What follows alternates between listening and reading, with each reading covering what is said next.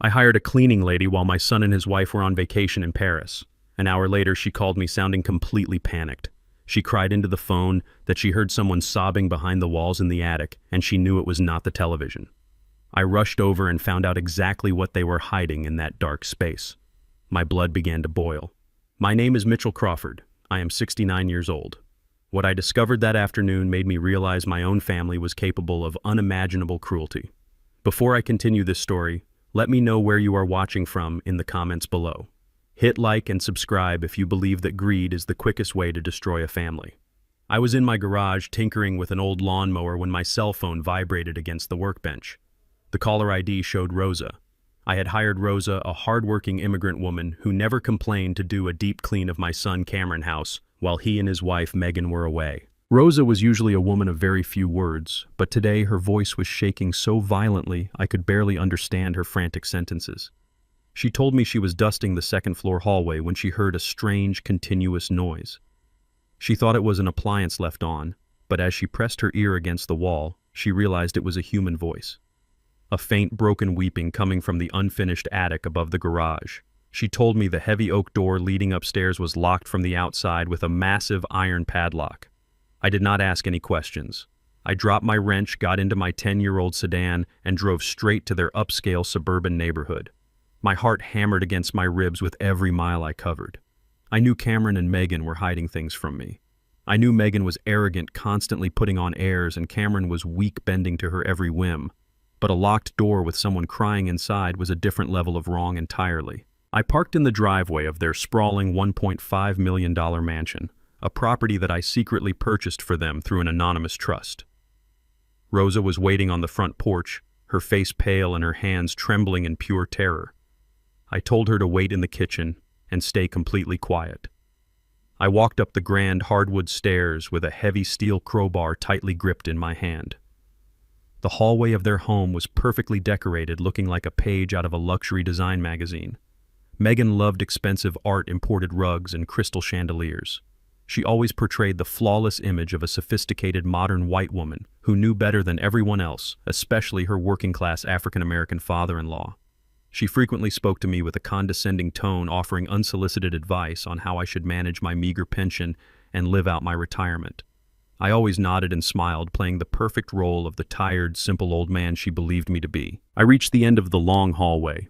There it was, a solid wood door leading to the attic stairs secured with a thick iron padlock that looked entirely out of place in such an elegant house. I pressed my ear against the polished wood. A soft, continuous whimpering drifted through the tiny gaps. I raised the crowbar and smashed it against the lock with all my strength. Once. Twice. The metal gave way with a loud, violent crack. I kicked the door open and stepped onto the dark staircase. The intense heat hit me instantly as I climbed. The attic was completely unfinished, suffocatingly hot, and smelled strongly of stale urine and decay. It was a stark, horrifying contrast to the pristine, air-conditioned luxury just a few feet below us. The only light in the cavernous space came from a small, dusty window near the pitched roof. In the far corner, lying on a stained, bare mattress, was a fragile, trembling figure. I took a step closer, my eyes slowly adjusting to the oppressive gloom. It was an elderly white woman curled into a tight fetal position, clutching a crushed box of cheap cookies against her chest. Her hair was heavily matted, her clothes were filthy and torn, and her arms were dangerously thin. I recognized her immediately despite her deteriorated state. It was Evelyn, Megan's own mother. My mind raced to process the horror in front of me. This made absolutely no logical sense. For the past 2 years, I had been sending exactly $10,000 every single month to a dedicated account Megan managed. That money was specifically designated to pay for Evelyn care at Silver Pines, an exclusive top-tier luxury nursing home. Megan had proudly shown me glossy brochures of the facility. She had told me elaborate stories of how happy her mother was, participating in daily water aerobics, painting classes, and social events. Every single month, Cameron would thank me for my boundless generosity, telling me how grateful they were that my hard-earned savings could provide Evelyn with such a dignified retirement. I had built a massive logistics and trucking empire in the 1980s. I fought through systemic prejudice, cutthroat competitors, and brutal economic downturns to secure federal transport contracts. I made tens of millions of dollars through blood, sweat, and relentless determination, but I chose to live my later years simply.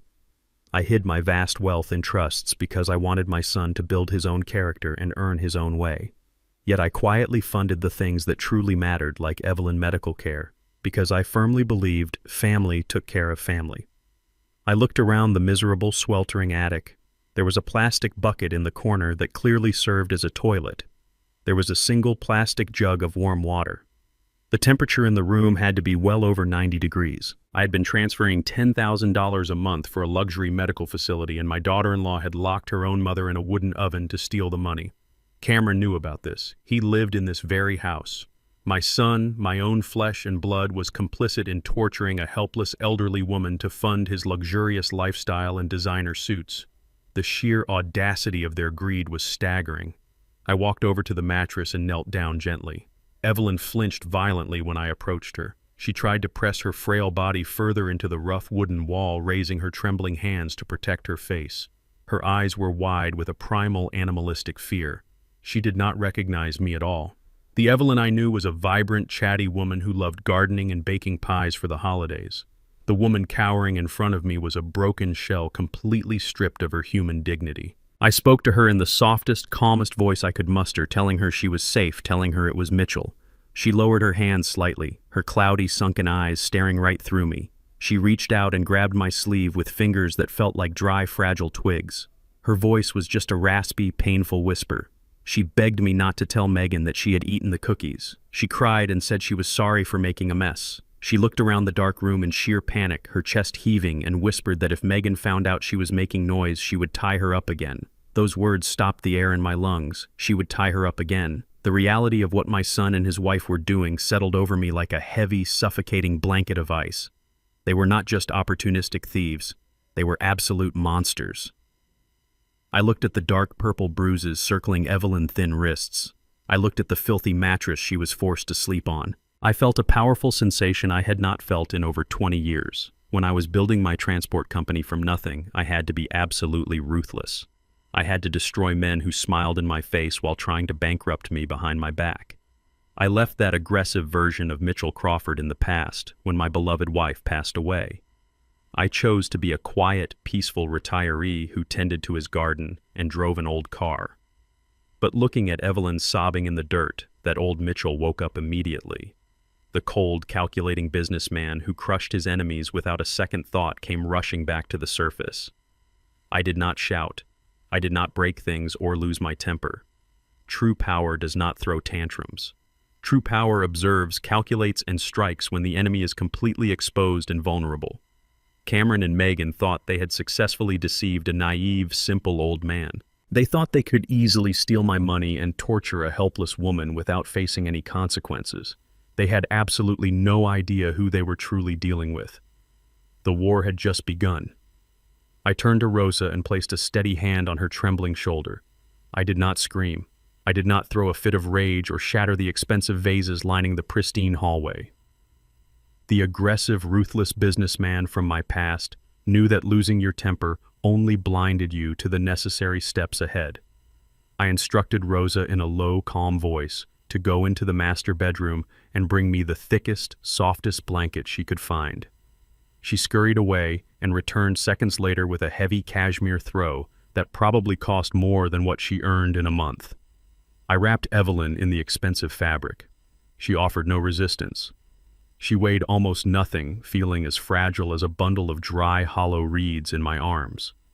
The stench of the attic clung to her skin, a sickening mixture of neglect and despair. I carried her out of that wooden oven, stepping carefully down the grand staircase. The contrast was absolutely nauseating. I was carrying a starving, abused woman through a house filled with imported Italian marble floors, crystal lighting, and fresh-cut orchids. My son and his wife lived in absolute luxury, while the woman who gave birth to Megan rotted away in the dark just a few feet above their heads. We reached my 10-year-old sedan parked in the driveway. I laid Evelyn gently in the back seat and asked Rosa to sit beside her to keep her calm. I got into the driver's seat and started the engine. I did not take her to the local public emergency room. A public hospital would involve standard police reports, endless bureaucracy, and a lack of privacy that would immediately tip off Cameron and Megan. I needed complete, absolute control over the narrative. I drove straight to the most prestigious private medical center in the city, a place where billionaires and politicians went when they needed absolute discretion. The entire ride was completely silent, save for the soft, agonizing whimpers coming from the back seat. I gripped the steering wheel so tightly my knuckles turned pale, channeling every ounce of my disgust into a cold, calculated focus. When we arrived at the private hospital, I bypassed the standard emergency waiting room and walked directly to the VIP concierge desk. I pulled out a heavy metal corporate credit card I had not used in years and demanded their best trauma physician immediately. Money talks, and within minutes a team of discreet nurses wheeled Evelyn away on a gurney through a private set of double doors. I instructed Rosa to go home, giving her a generous stack of cash and telling her to speak to absolutely no one about what she saw today. She nodded gratefully and left. I sat alone in the quiet, luxuriously appointed private waiting room staring at the spotless walls. An hour later, a tall, stern-looking physician named Dr. Gallagher walked into the room. His expression was grim, the kind of look a medical professional gets when they have seen the darkest side of human nature. He sat across from me and took a deep, heavy breath. The initial assessment was horrific. He confirmed Evelyn was suffering from severe malnutrition, profound dehydration, and significant muscle atrophy due to prolonged confinement. She had deep purple bruising around her wrists and ankles, indicating she had been repeatedly bound with tight restraints. But the physical starvation was not even the worst part. Dr. Gallagher leaned in closer, his voice dropping to a harsh whisper. He told me the toxicology screening revealed massive dangerous levels of an industrial veterinary sedative in her bloodstream. It was a heavy tranquilizer typically used to sedate large livestock. Megan was not just neglecting her mother. She was chemically restraining her with animal medication to keep her silent and compliant. The sheer toxicity of the dosage could have caused heart failure at any moment. My jaw tightened into a rigid line. I looked Dr. Gallagher directly in the eyes and told him I was authorizing an absolute information lockdown. I paid a retainer of $50,000 on the spot to ensure Evelyn was registered under a confidential alias. No visitors, no phone calls, no records shared with any outside insurance databases. I made it explicitly clear that if anyone called inquiring about an elderly woman matching her description, the hospital was to deny any knowledge of her existence. Dr. Gallagher agreed immediately, recognizing that we were dealing with a severe criminal matter. I needed Evelyn safe and completely hidden while I prepared the trap for my son and his wife. I was standing by the large window in the private waiting area processing the sickening reality of the animal sedatives when the hospital billing administrator approached me. Her name tag read, Miss Lawson, and she carried a thick folder looking visibly uncomfortable. She asked me to step into her private office to discuss the initial intake paperwork. I sat down, expecting a routine conversation about my deposit, but her hands were shaking slightly as she pulled out a printed report. She explained that standard hospital protocol required them to run the patient's social security number to verify any active medical directives or federal insurance flags. When she ran Evelyn through the system, red warnings immediately flooded her screen. Evelyn Medicare and all her supplemental health benefits had been completely suspended 6 months ago. I asked her how that was possible considering I had been sending $10,000 a month for premium care. Miss Lawson swallowed hard and pushed the paper across the desk toward me. The system flagged Evelyn's identity because her social security number was attached to a massive defaulting debt. Someone had used her identity and her clean credit history to secure a massive commercial loan for a private cosmetic surgery clinic. The loan was severely delinquent, causing federal agencies to freeze all her benefits due to suspected major financial fraud. My eyes scanned the black and white text on the official document, searching for the guarantor of the loan. The primary applicant who had signed the paperwork and secured the fraudulent debt using a helpless old woman identity was not Megan. It was Cameron Crawford, my own son. He was not just a passive bystander turning a blind eye to his wife's cruelty. He was the active architect of the financial fraud. He had stolen his mother-in-law identity, drained her credit to fund a fake cosmetic clinic scheme, and then allowed his wife to drug her and lock her in a sweltering attic to hide the evidence. The betrayal was so deep, so vile, that it eradicated any lingering shred of paternal sympathy I had left in my heart. Cameron was a monster, and I was going to tear his life apart piece by piece. I spent the next 48 hours securing a completely untraceable sanctuary. Once Dr. Gallagher stabilized Evelyn and cleared her for outpatient recovery, I moved her out of the hospital through a secure service elevator. I did not take her to my house or anywhere connected to my public identity. Instead, I drove her to a high-rise luxury condominium downtown. I owned this specific property through a blind trust holding company, which meant Cameron and Megan had absolutely no idea it existed. The apartment was incredibly spacious, filled with warm natural light, and overlooked the city skyline. It was the exact opposite of the suffocating wooden cage they had trapped her inside. I hired a highly vetted private nursing agency to provide around-the-clock medical supervision.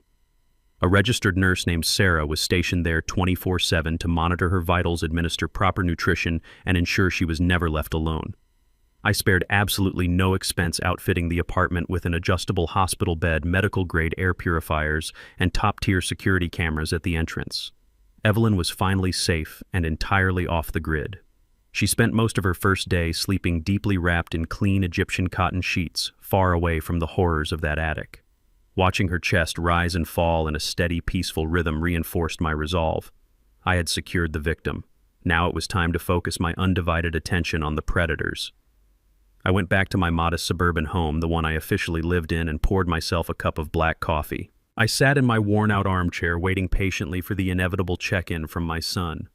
My cell phone buzzed on the coffee table just past noon. The caller ID displayed an international incoming video call from Cameron. I took a slow, deliberate breath, letting the ruthless business mogul recede into the shadows and pulling the mask of the naive, tired old man firmly over my face. I accepted the call and forced a warm, grandfatherly smile. The screen flickered, and suddenly my living room was filled with the vibrant, glowing backdrop of the Parisian night sky.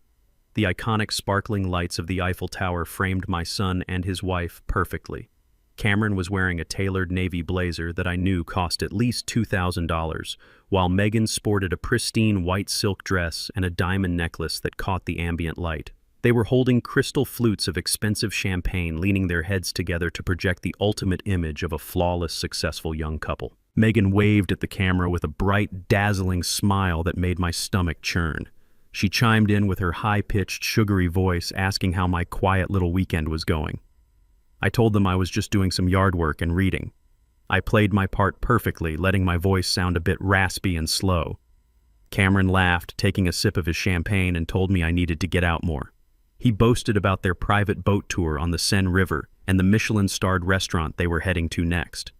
I nodded enthusiastically, praising his success and telling him how proud I was of the life he was building. Then Megan leaned closer to the screen, her perfectly manicured fingers gripping the stem of her glass. Her eyes widened in a display of manufactured innocence and concern. She softly reminded me that the first of the month was coming up. She asked me in the sweetest, most condescending tone possible not to forget to transfer the $10,000 for the Silver Pines facility fee. She actually pouted her lower lip and said she had just spoken to the nursing home administrator that morning. She looked me dead in the eyes through the camera lens and told me her mother was doing wonderfully. She claimed Evelyn had just won a game of bingo and specifically asked Megan to pass along a message saying how much she missed me. The sheer sociopathic ease with which she delivered that detailed lie was breathtaking. She was standing in the most romantic city in the world, drinking champagne funded by my money while spinning a heartwarming fairy tale about a woman she had drugged with animal sedatives and locked in a sweltering attic. Beside her, Cameron simply smiled and nodded in agreement, completely validating his wife's horrific fiction. I did not blink. I did not let my smile falter for a single fraction of a second. I looked back at the screen and thanked Megan for the update. I promised her the money would be wired to their dedicated account first thing Monday morning so Evelyn could continue receiving the absolute best care possible. Megan beamed, blowing a kiss to the camera before Cameron ended the call, saying they had to catch their dinner reservation. The screen went black.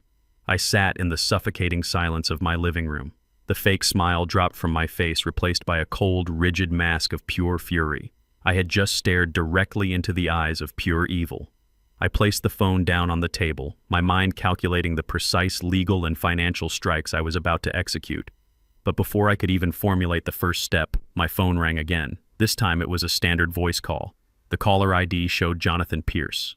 Jonathan was my primary legal counsel, a shark of a lawyer who had navigated my most aggressive corporate acquisitions back in the 80s. He was the only person who knew the full extent of my hidden wealth and the complex web of trusts I used to shield my assets. I picked up the phone expecting a routine update on some municipal bonds we were shifting.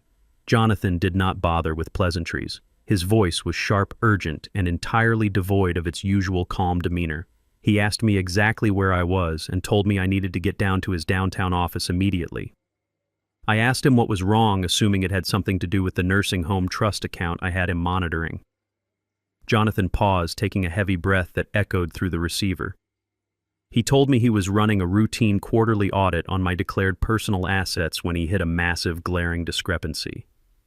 He informed me that exactly 3 weeks ago, a $200,000 home equity line of credit had been officially approved and fully dispersed. I felt a cold knot form in my stomach. I asked him which property the loan was attached to. Jonathan's voice dropped an octave. He told me the loan was secured against the very house I was sitting in right now, my modest suburban residence. He explained that the bank had processed the mortgage based on a set of heavily expedited legal documents. I told him that was impossible because I had never stepped foot in a bank or signed any loan applications in over a decade. Jonathan responded with a sentence that made the temperature in the room plummet. He said he had already pulled the digital copies of the loan origination paperwork from the county clerk office. The signature on the bottom line authorizing the $200,000 lien against my primary home was not a sloppy forgery. Jonathan said the signature perfectly flawlessly matched my own. My son had not just stolen his mother-in-law identity to fund a fake clinic. He had stolen my identity to mortgage the roof over my head. I did not waste a single second processing the shock. I grabbed my keys, walked out the front door, and drove straight to the financial district. Jonathan Pierce occupied the entire top floor of a sleek glass building, a fortress of mahogany desks, soundproof walls, and sharp legal minds. I bypassed the receptionist, ignoring her polite greetings, and walked directly into his private suite. Jonathan was already waiting for me, his suit jacket discarded and his tie loosened. Without saying a word, he slid a thick manila folder across the polished wooden surface of his desk. I opened it and stared at the loan origination documents. There it was in black and white. $200,000 borrowed against the equity of my modest suburban home. The signature at the bottom of the page was an absolute masterpiece of deception. It matched the exact curvature, the specific slant, and the unique spacing of my handwriting perfectly. A standard bank teller or a routine loan officer would never question its authenticity for a second. But I knew exactly how and when my son had obtained the perfect template to forge my identity. 2 months ago, Cameron had visited me on a Sunday afternoon. He brought over a box of expensive pastries and suggested we organize my old tax returns, claiming he wanted to help his aging father keep his financial house in order. I had played along flawlessly. I put on the mask of the tired, forgetful senior citizen, acting confused about which folders contained which documents. I intentionally left my private filing cabinet unlocked and completely unattended while I went into the kitchen to slowly brew a pot of tea. I gave him 20 uninterrupted minutes alone in my study.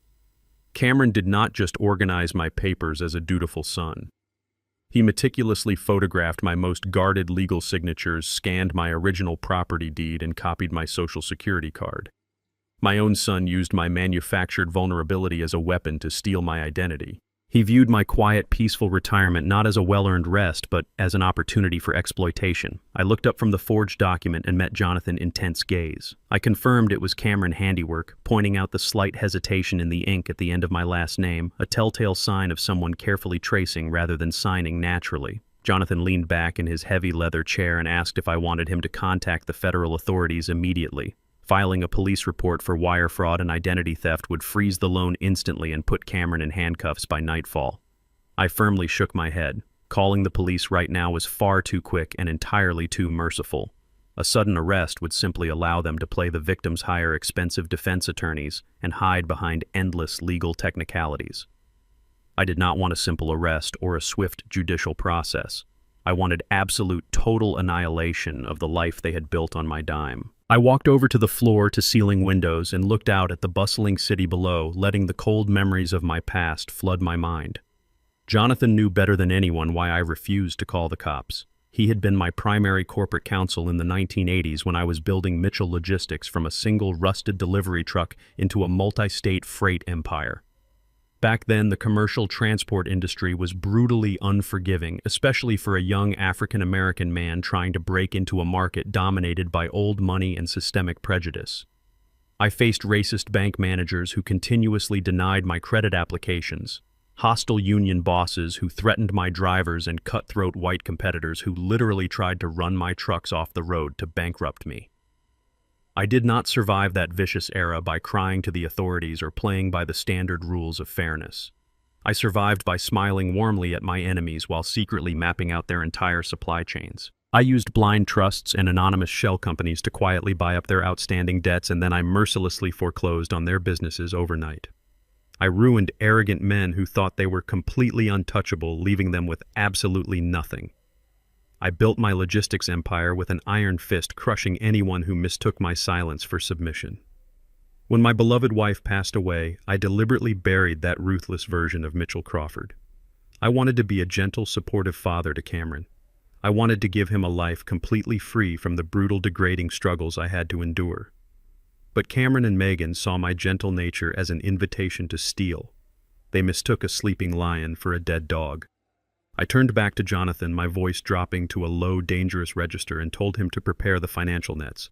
We were not going to simply block the fraudulent mortgage. We were going to track every single asset they possessed, isolate them completely, and strip them of everything they valued. We would systematically dismantle their luxurious facade and watch them turn on each other in desperation.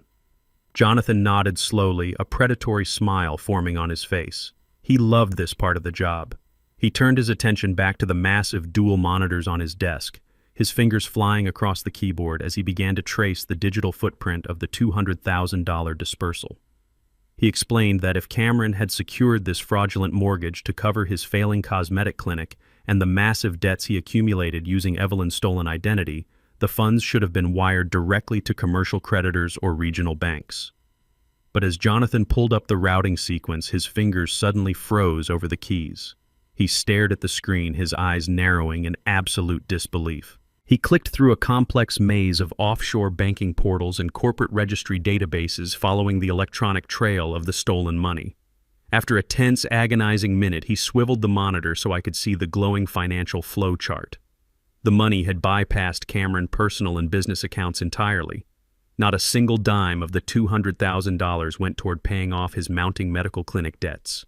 Instead, the funds were wired through an obscure dummy corporation registered in Delaware and funneled directly into a private wealth management trust named Megan Heritage. Jonathan pulled up the official corporate filing for the trust and pointed a pen at the beneficiary line. The sole beneficiary and absolute controller of the trust was Megan. Cameron's name was completely absent from the document. He had absolutely zero legal access to the funds he had just committed federal wire fraud to obtain. The brilliance and sheer malice of the scheme hit me instantly, taking my breath away. Megan had manipulated her weak, greedy husband into mortgaging his own father house, risking decades in federal prison for identity theft. And then she quietly pocketed every single penny for herself.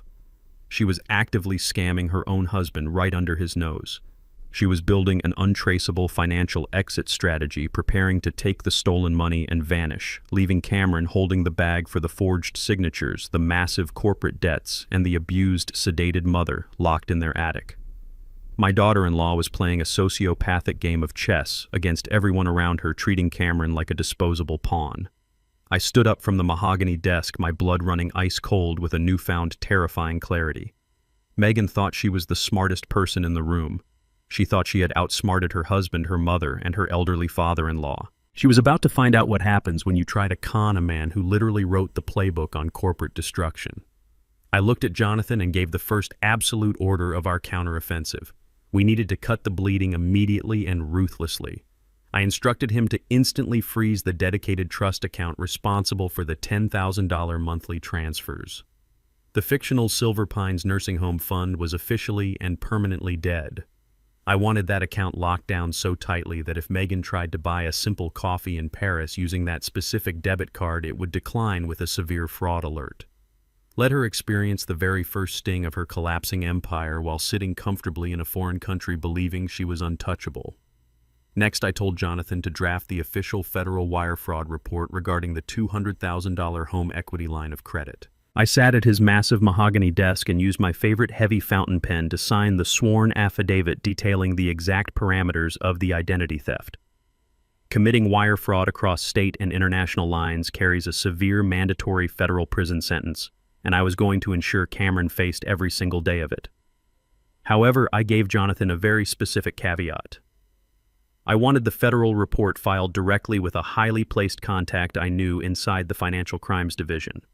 He was a man who owed me a significant favor from my corporate logistics days when I utilized my trucking network to help his agency track stolen freight. I needed the investigation officially opened and the heavy gears of the federal government grinding into motion, but I demanded absolute secrecy. There would be no loud knocks on Cameron's door just yet. No panic-inducing subpoenas sent to their luxury hotel in Paris. I wanted the federal agents to silently build an insurmountable mountain of rock-solid evidence while my son and his wife continued to drink expensive champagne, completely unaware of the legal avalanche forming right above their heads. The financial tourniquet was effectively applied, cutting off their primary oxygen supply. Now I needed to know exactly what Megan was planning before she boarded that international flight to France. I had to understand the full scope of her betrayal. Jonathan nodded in full agreement with my strategy and picked up his secure desk phone. Within 30 minutes, a man named Bradley Thorne walked into the office. Bradley was a high-end private investigator composed entirely of sharp angles and cold, unyielding efficiency.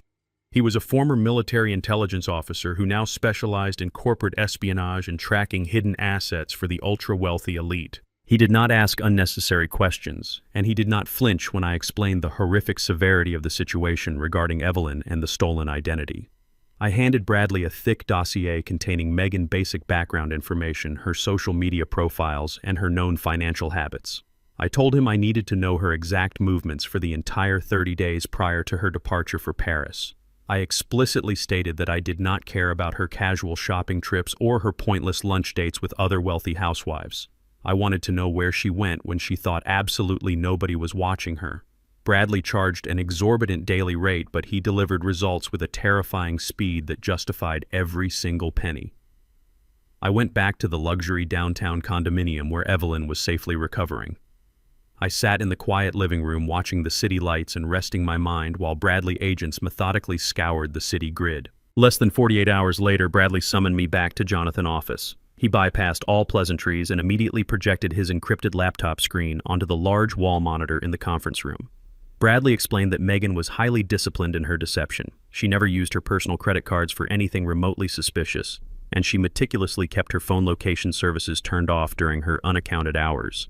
But she was not an invisible ghost.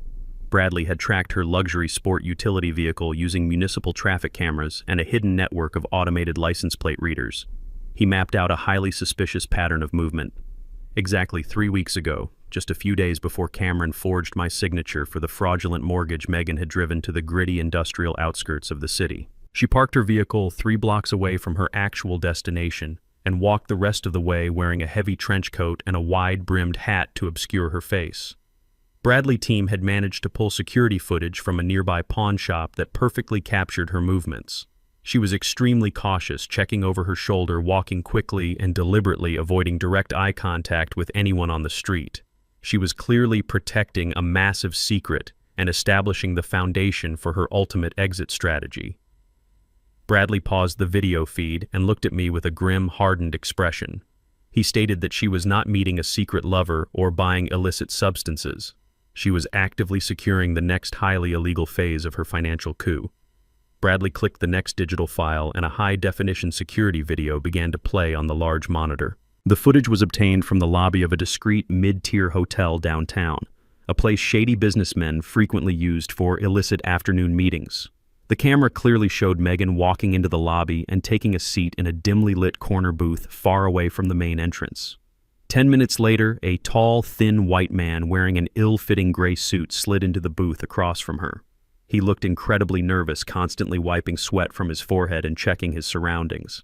The security video had no audio, but the body language between the two was unmistakable. Megan was in complete, absolute control. She was dictating terms while the nervous man listened intently. She reached into her oversized designer bag and pulled out a thick, heavy manila folder. She slid it across the table and tapped her perfectly manicured finger against the cover, delivering what looked like a strict set of final instructions. The man quickly shoved the folder into his worn leather briefcase, nodded sharply, and practically sprinted out of the hotel lobby. I asked Bradley who the man was. Jonathan leaned forward, his face turning pale as he recognized the figure on the screen. Jonathan identified him immediately. His name was Gregory Hayes. He was a disgraced former attorney who had been quietly disbarred 5 years ago for extreme ethical violations and fraud. He operated exclusively in the shadows of the legal world, catering to desperate clients willing to pay exorbitant cash fees for highly illegal services. I asked Jonathan what exactly Gregory Hayes specialized in. Jonathan swallowed hard and looked me dead in the eyes.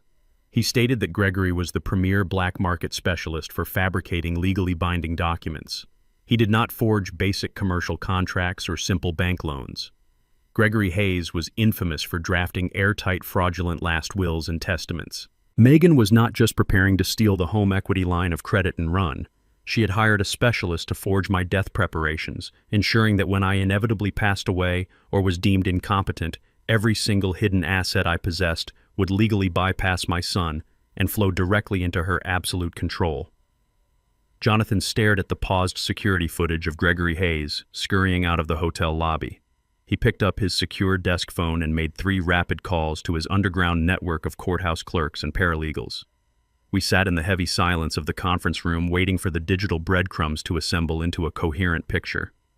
30 minutes later, Jonathan received an encrypted email. He opened the attached file and the blood completely drained from his face. He projected the document onto the large wall monitor. It was not a forged last will and testament. It was something far more insidious and immediate. It was a draft petition for a conservatorship. Megan and Cameron were aggressively building a fabricated legal case to declare me entirely lacking in mental capacity. The petition was filled with vicious, calculated lies portraying me as a deeply confused senior citizen suffering from advanced rapid-onset dementia. They detailed fabricated incidents of me wandering the streets at night, forgetting my own name and mismanaging basic household finances. The sheer audacity of their plan was sickening. They were petitioning the state to strip me of all my civil rights and grant them absolute total legal control over my life. They were not waiting for me to die. They wanted to assume immediate power of attorney to breach the blind trusts of Mitchell Logistics. They planned to liquidate my hidden corporate empire, seize the assets, and permanently institutionalize me in a substandard psychiatric ward. They wanted to lock me away in a padded cell just like they had locked Evelyn in a sweltering attic. Megan had clearly orchestrated the entire strategy, utilizing Gregory Hayes to secure fraudulent physician signatures that would rubber stamp their conservatorship application. She was manipulating the legal system to effectively erase me from society. I looked at the projected document detailing the systematic theft of my freedom, and I felt a profound, icy calm settle over my mind. They had chosen the battlefield. They decided to play a high-stakes game of legal warfare against a man who spent the 1980s destroying hostile corporate raiders. I was going to let them build their fragile glass house, and then I was going to shatter it into a million pieces. I instructed Jonathan to immediately counter their offensive with overwhelming preemptive force. I refused to wait for a corrupt judge to review a pile of forged medical documents. I demanded undeniable, airtight proof of my supreme cognitive function. Jonathan spent the next 2 hours securing emergency appointments with 3 of the most prestigious, uncompromising, and heavily credentialed psychiatrists in the state. These were men and women who testified as expert witnesses in federal court and could never be bought or intimidated. Early the next morning, I walked into the first clinical evaluation. I brought a private videographer with me to record every single second of the grueling psychological examinations. I sat under the bright fluorescent lights of their sterile offices and answered every complex question thrown my way. They subjected me to rigorous memory retention tests, advanced spatial reasoning puzzles, and highly technical financial comprehension scenarios. I calculated compound interest in my head. I recounted specific dates, locations, and complex supply chain logistics from my corporate days with absolute flawless precision. I looked directly into the camera lenses while I dismantled their psychological assessments, proving my mind was as sharp and ruthless as it was 40 years ago. I completed all 3 comprehensive evaluations over a grueling 2-day period. The results were unanimous and definitive. Every single psychiatrist signed an ironclad sworn affidavit certifying that my mental acuity was exceptionally high and that I was in absolute perfect control of my cognitive faculties. Jonathan took the heavy stack of certified medical evaluations, the unedited high-definition video recordings, and the notarized affidavits, and sealed them in a heavily fortified legal vault. He drafted a preemptive counterpetition ready to be filed the very millisecond Cameron or Megan attempted to submit their fraudulent conservatorship claim. We essentially built a hidden legal landmine. When they inevitably walked into a courtroom and tried to present their fake doctor notes declaring me insane, Jonathan would drop a nuclear bomb of indisputable medical evidence right on their heads. They would instantly be facing severe charges of perjury and malicious prosecution. I walked out of Jonathan's office feeling a grim sense of satisfaction. I had effectively bulletproofed my mind and my assets against their sociopathic legal assault. I drove back to my quiet suburban house and parked in the driveway. Before I could even turn off the ignition, my cell phone began to vibrate violently in the cup holder. I glanced at the screen and saw Rosa's name flashing brightly. I answered the call immediately, sensing the sheer panic radiating through the receiver.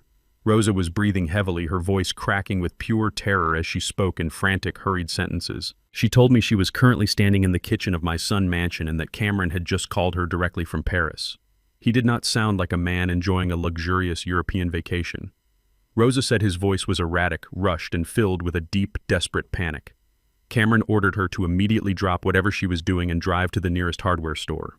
He commanded her to buy industrial-strength bleach, heavy-duty scrub brushes, and clinical-grade deodorizers. He told her to go straight up to the unfinished attic and scrub every single inch of the wooden floorboards until they were spotless.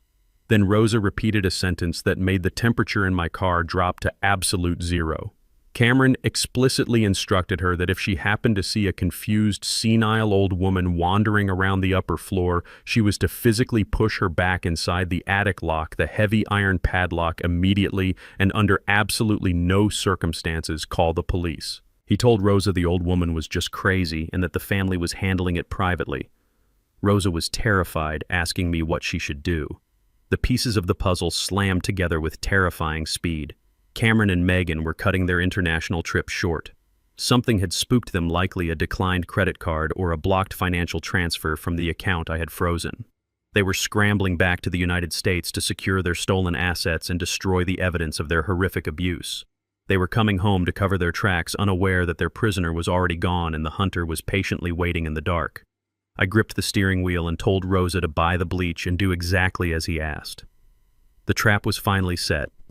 I told Rosa to drive to the hardware store and buy exactly what Cameron demanded, but I explicitly ordered her not to touch a single floorboard in that attic until I gave the signal. I hung up the phone and immediately dialed Jonathan Pierce.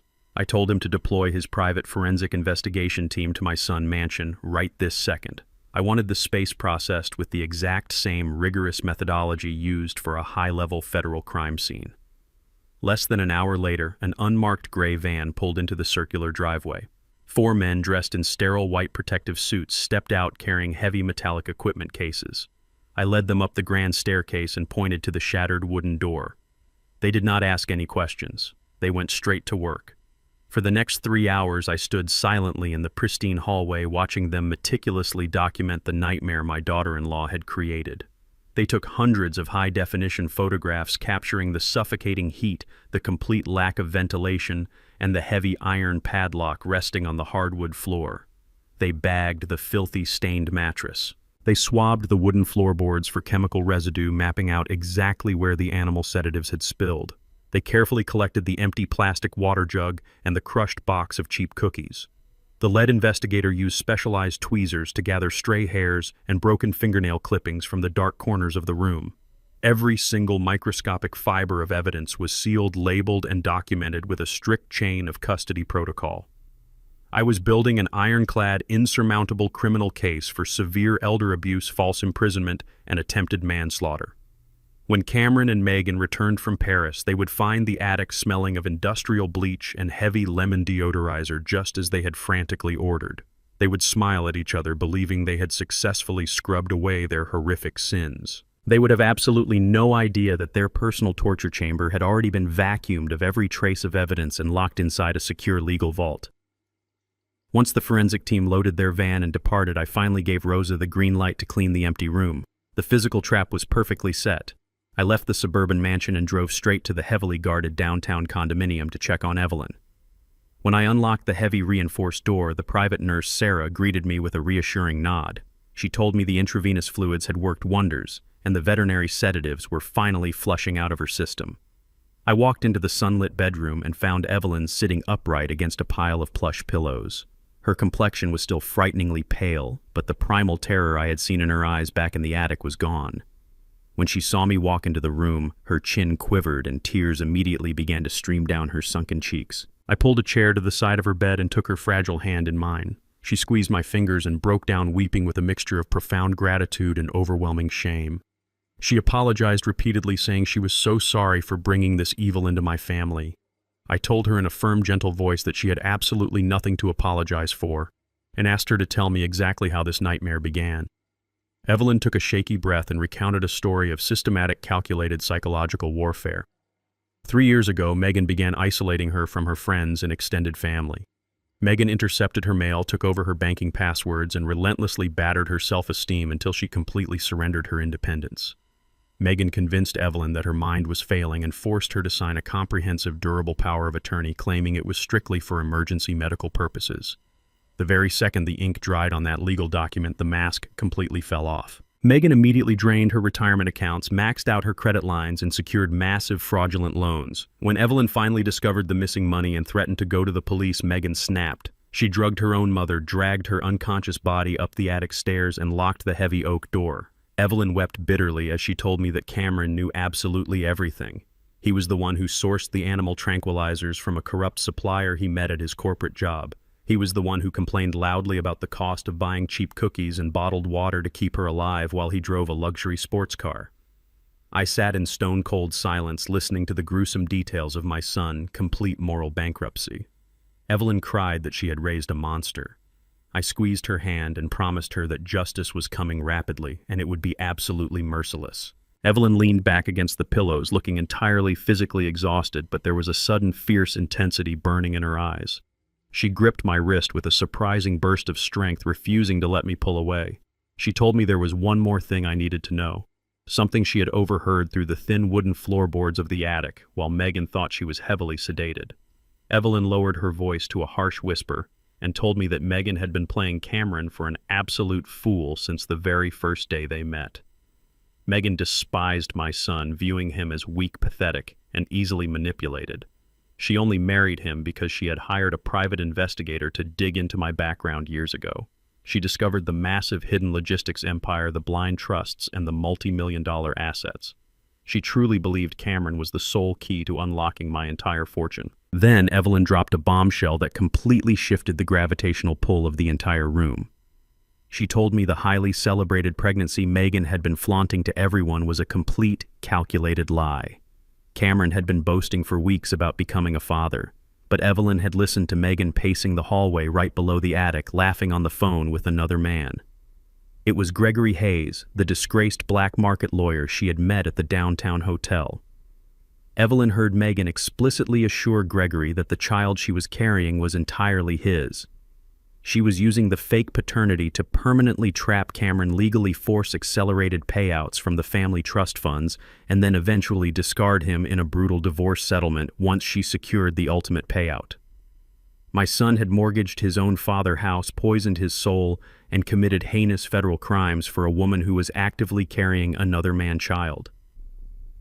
The sheer magnitude of the betrayal was staggering. Megan had crafted an intricate sociopathic masterpiece to steal my legacy, but she had fundamentally miscalculated the ending. She thought she was maneuvering against a weak, gullible family.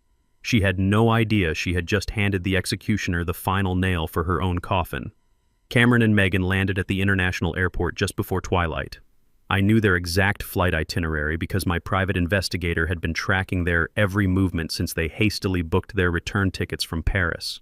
They were rushing back in a state of blind panic to secure their stolen assets and ensure their horrific secret was still safely hidden away in the sweltering darkness of the attic.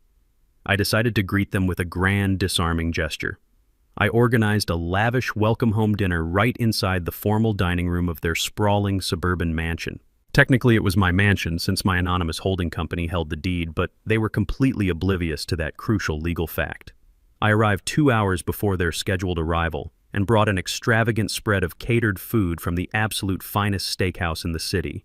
I set the heavy mahogany table with their imported crystal glasses, their polished silver cutlery, and lit expensive candles to create the ultimate illusion of domestic bliss. I wanted the setting to be absolutely picture-perfect, a flawless stage for the final act of their tragic play. The entire house smelled of rich roasted garlic butter, seared filet mignon, and truffle mashed potatoes. That rich, savory aroma completely masked the faint, lingering chemical scent of the industrial bleach Rosa had used to violently scrub the attic floorboards upstairs.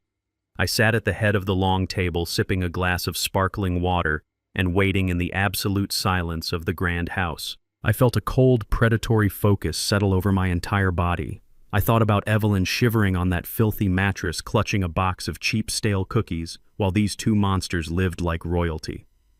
When I heard the heavy front door finally swing open, the sound of their designer luggage rolling across the Italian marble foyer echoed loudly through the house. I took a deep, steadying breath, letting the sharp, ruthless titan of the logistics industry retreat into the shadows for just a few more minutes, and firmly pulling the familiar mask of the tired, aging father back over my face. Megan walked into the dining room first, and the sheer audacity of her appearance almost made me laugh out loud. She was draped in expensive European couture, but the undeniable centerpiece of her ensemble was a brand new, immaculate leather handbag draped proudly over her forearm. It was a highly exclusive status symbol that cost more than what most hardworking families earned in an entire year. It was clearly purchased with the money Cameron had stolen by forging my signature on that $200,000 home equity loan. Cameron followed closely behind her, dragging the heavy suitcases, looking entirely exhausted and visibly sweating despite the aggressive air conditioning in the house. His eyes darted nervously toward the high ceiling, specifically toward the hidden attic door, but he forced a wide, unnatural smile when he saw me sitting peacefully at the dining table. Megan immediately launched into her highly rehearsed performance. She walked over and gave me a stiff, theatrical hug, carefully avoiding crushing her pristine silk blouse.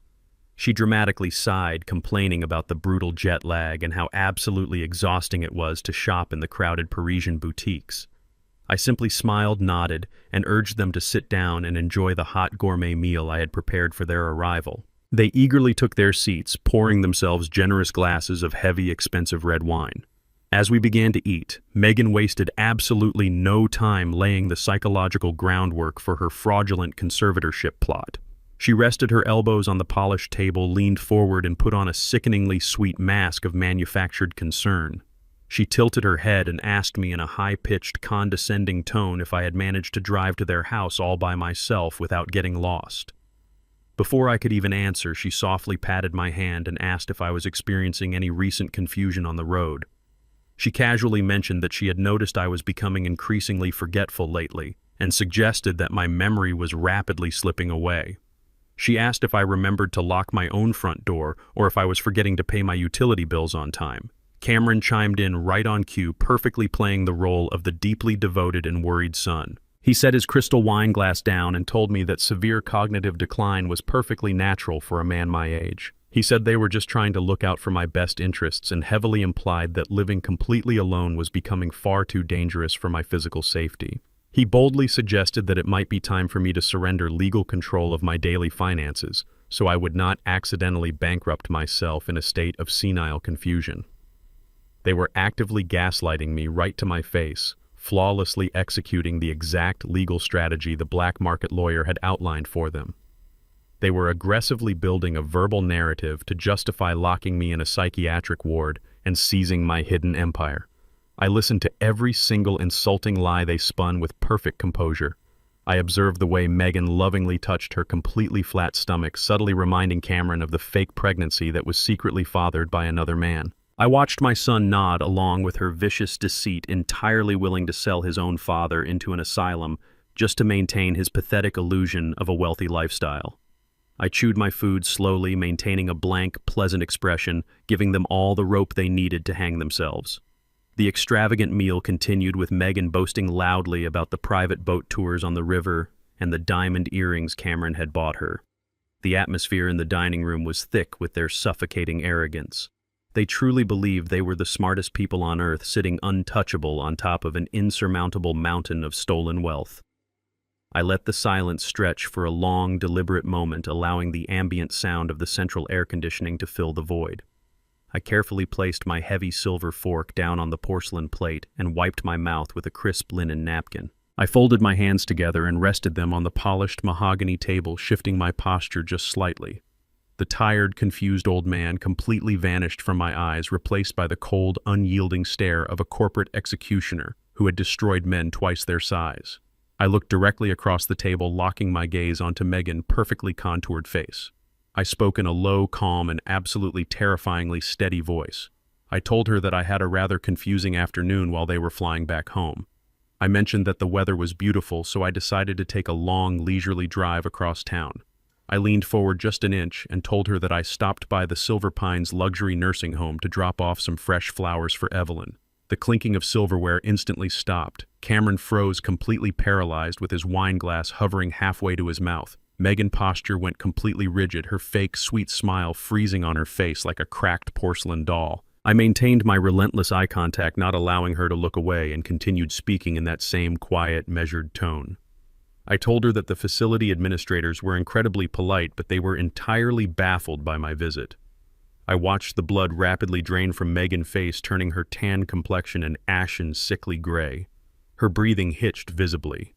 I stated very clearly that the senior director of Silver Pines informed me they had no record of an Evelyn ever being admitted to their care. They thoroughly checked their current residential rosters, their past archives, and their financial ledgers. She had never been a resident there for a single day. I tilted my head, mimicking the exact condescending gesture Megan had used on me just 10 minutes prior. I looked back and forth between my profusely sweating son and my hyperventilating daughter-in-law. I asked them very simply and very quietly where exactly the $240,000 I had personally wired to them over the past 2 years had gone. The silence in the dining room became incredibly dense. The clinking of expensive silverware halted completely. Megan's face lost all its vibrant color, turning a sickly shade of pale gray. Her perfectly manicured hands gripped the edge of the mahogany table so tightly her knuckles turned white. For a fleeting second, pure, unadulterated terror flashed in her eyes.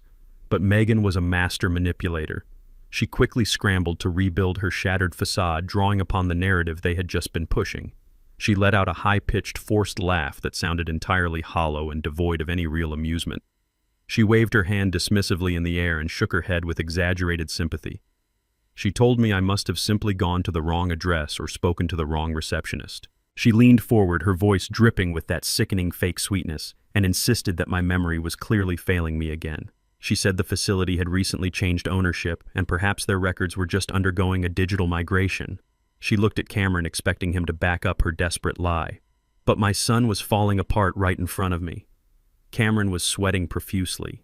Large drops of moisture beaded on his forehead and upper lip, catching the warm glow of the expensive dining candles. He swallowed hard, his Adam apple bobbing visibly as he stared down at his half-eaten filet mignon. He could not even bring himself to look me in the eye.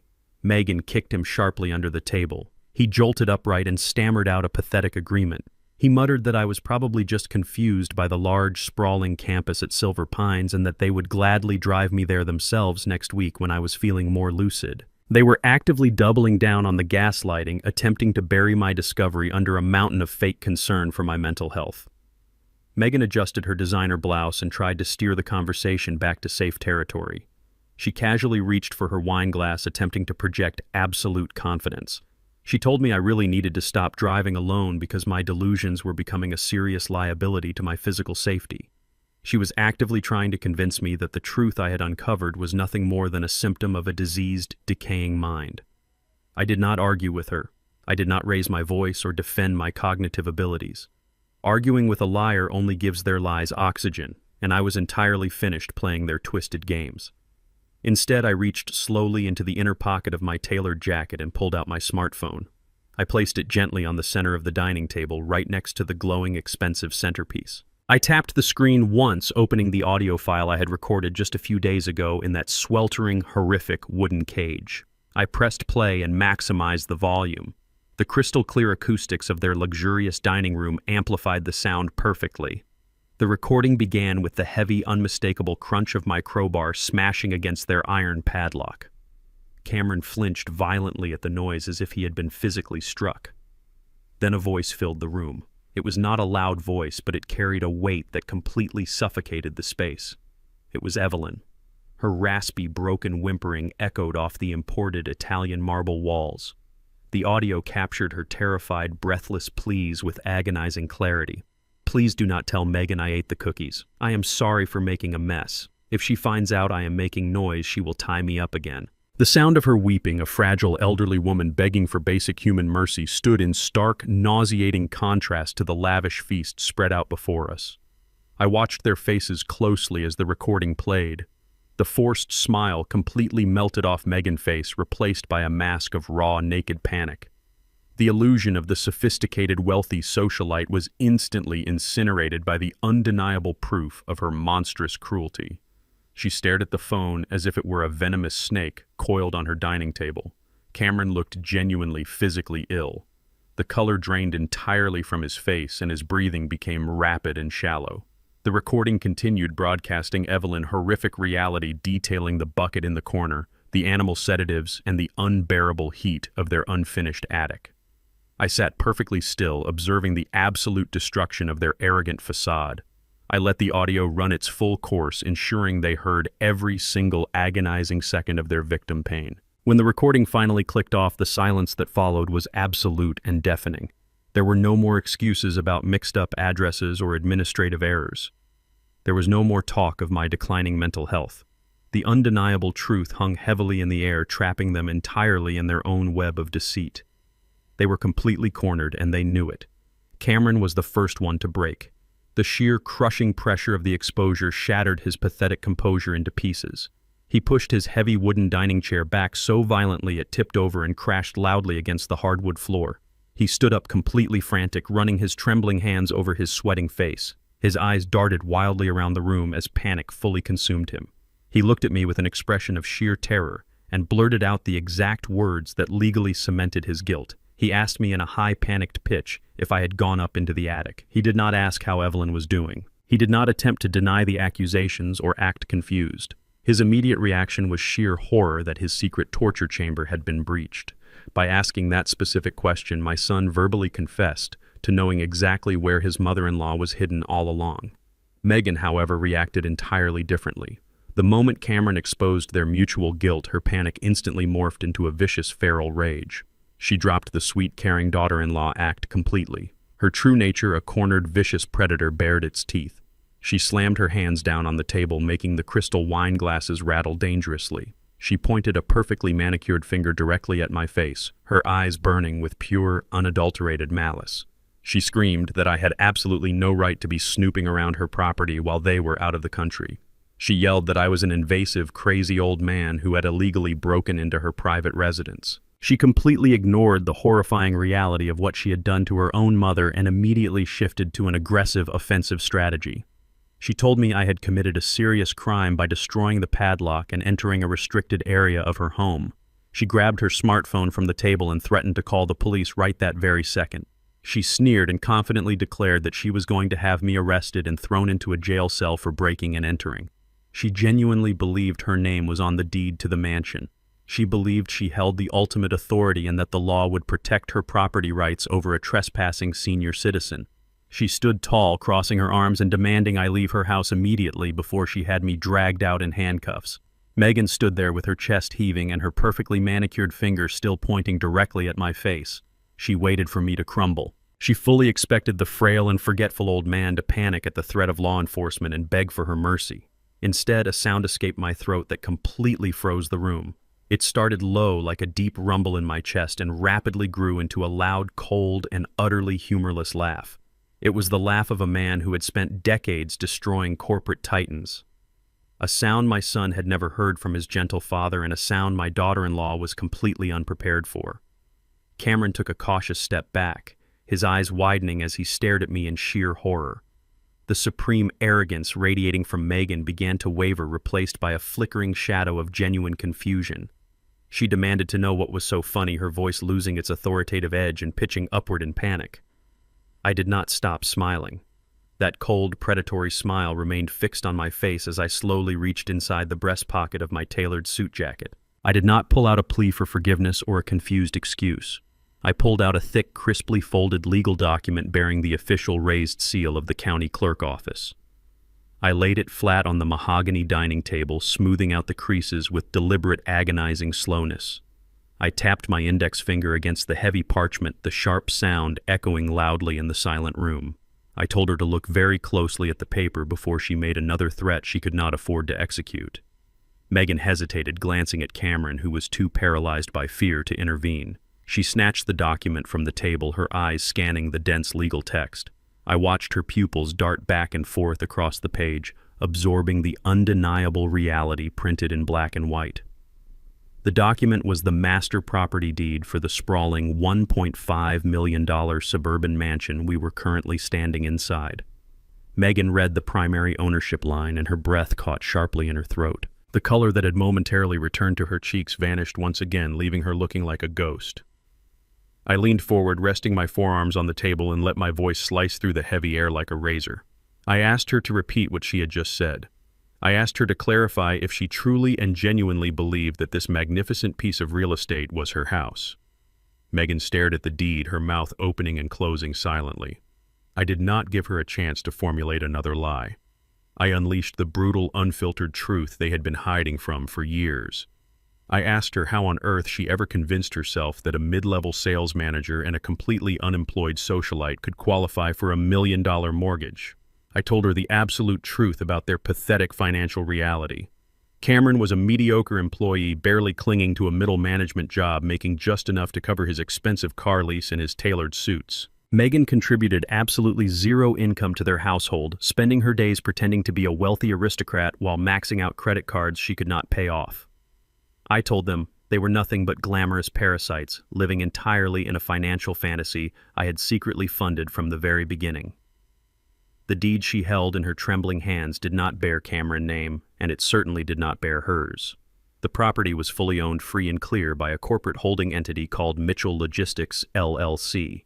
It was a direct subsidiary of the massive freight empire I had built from the ground up with my own blood and sweat while fighting off ruthless competitors in the 1980s. I informed her that I was the sole proprietor, the absolute owner, and the ultimate legal authority over every single square inch of this property. They were not homeowners. They were merely temporary guests living in my house on my charity. I explained that I did not commit breaking and entering when I destroyed that heavy iron padlock on the attic door. I was simply inspecting my own real estate. I was uncovering the horrific, nauseating crime scene they had built under my roof. Cameron finally found his voice, letting out a pathetic, whining whimper. He begged me to listen, claiming he thought I bought the house as a permanent gift for them, establishing a foundation for their future family. I turned my sharp gaze to my son, feeling nothing but absolute disgust. I told him a real man provides his own foundation. A real man does not lock his mother-in-law in a sweltering, urine-soaked attic, drug her with animal tranquilizers, and steal her identity to fund his pathetic failures. I told Cameron he was a weak, spineless coward who allowed a manipulative, sociopathic woman to turn him into a federal criminal. Megan dropped the deed onto the table as if it had burned her fingers. The illusion of her supreme authority was completely shattered. She realized she had absolutely no legal standing to kick me out, no ground to stand on, and no wealth to claim as her own. She was standing in a house she did not own, wearing clothes she bought with stolen money, caught red-handed in a massive criminal conspiracy. Just as the crushing weight of their reality settled over the dining room, a sharp, piercing sound shattered the tense silence. It started as a faint wail in the distance, but rapidly grew louder, echoing aggressively through the quiet suburban streets.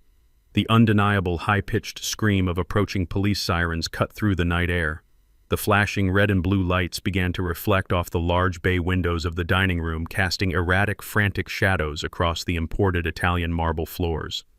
Megan suddenly threw her head back and let out a loud, triumphant, and entirely unhinged cackle. The shock of the property deed had temporarily broken her, but the sound of the sirens reignited her vicious, manipulative core. She glared at me, her eyes completely wild, and proudly announced that I was too late. She stepped back from the table, revealing a small, discreet security remote clutched tightly in her palm. She boasted that the moment I started playing that audio recording of her mother, she had silently pressed the panic button hidden under the dining table. She sneered, her face twisting into a grotesque mask of victory, and told me that the police were not here for her. She boldly declared that she was going to tell the arriving officers I was a violent, delusional old man who had broken into the house, threatened them, and suffered a severe psychotic break. She told me to get ready because I was going straight to a jail cell for harassment, and from there directly to a locked psychiatric ward. She laughed again, completely convinced that her white female tears would easily manipulate the police into arresting an elderly African-American man standing in a wealthy neighborhood. The sirens stopped abruptly right in the driveway, followed immediately by the sound of heavy boots sprinting up the front steps. Cameron stood frozen, too terrified to speak, watching his wife orchestrate her final desperate lie. Megan rushed toward the foyer, tears of fake trauma already forming in her eyes, preparing to play the ultimate victim for the authorities. Before she could even reach the entryway, the heavy front door was violently kicked open, slamming hard against the interior wall. A team of uniformed police officers stormed into the house, their hands resting cautiously on their duty belts, scanning the room for the immediate threat. Megan immediately pointed a trembling, accusatory finger directly at me, ready to seal my fate. The heavy wooden door slammed against the interior wall as 4 uniformed police officers flooded into the dining room. Their hands rested instinctively on their duty belts as their eyes scanned the chaotic scene. Megan did not waste a single second. She immediately launched into an Oscar-worthy performance that would have fooled anyone who did not know the dark, rotting truth behind her flawless exterior. Tears began to stream down her face in perfect, crystalline drops. She let out a terrified, manufactured sob and pointed her trembling finger directly at my chest. She cried out to the officers, telling them I was a dangerous, unstable man who had suffered a severe psychotic break. She claimed I broke into her home, destroyed her property with a crowbar, and cornered them in the dining room with violent intentions. She wrapped her arms protectively around her flat stomach, playing the ultimate trump card. She begged the officers to protect her and her unborn child from a deranged senior citizen. She pleaded with them to tackle me to the ground and put me in handcuffs before I could hurt her family. Cameron stood frozen behind her, nodding his head in rapid, pathetic agreement. He stammered out a few broken sentences, telling the police I had a history of dementia and needed to be institutionalized immediately.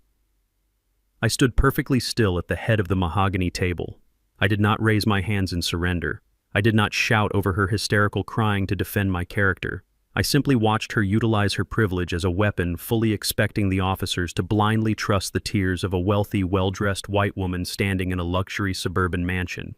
She genuinely believed her manufactured victimhood was an impenetrable shield. She thought the sight of an older African-American man standing in her dining room would trigger an automatic aggressive response from the authorities. She kept screaming for them to arrest me, demanding they take me away in chains.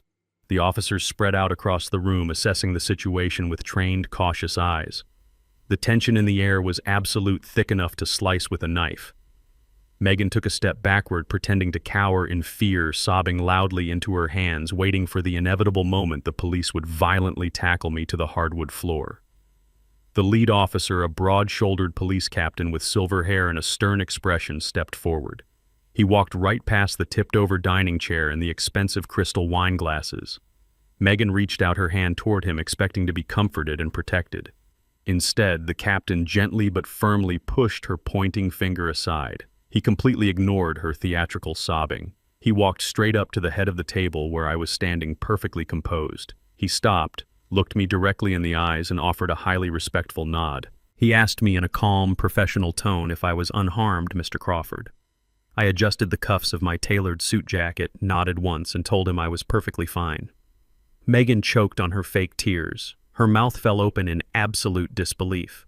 She stared at the captain, her brain completely failing to process why the police were not treating me like a dangerous intruder. She shrieked at the captain, asking him what he was doing and demanding again that he arrest me for breaking and entering. The captain turned around slowly and faced my daughter-in-law. He looked at her with a cold, deeply disgusted expression. He informed her that they were not responding to the silent panic alarm she had pressed under the dining table. He stated that the panic button activation simply coincided with a highly coordinated, pre-planned federal raid.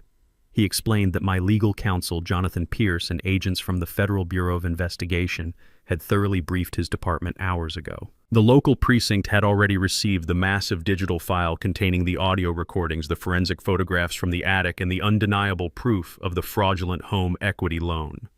The captain reached into his heavy utility vest and pulled out a thick folded stack of legal warrants bearing the official seal of a federal judge.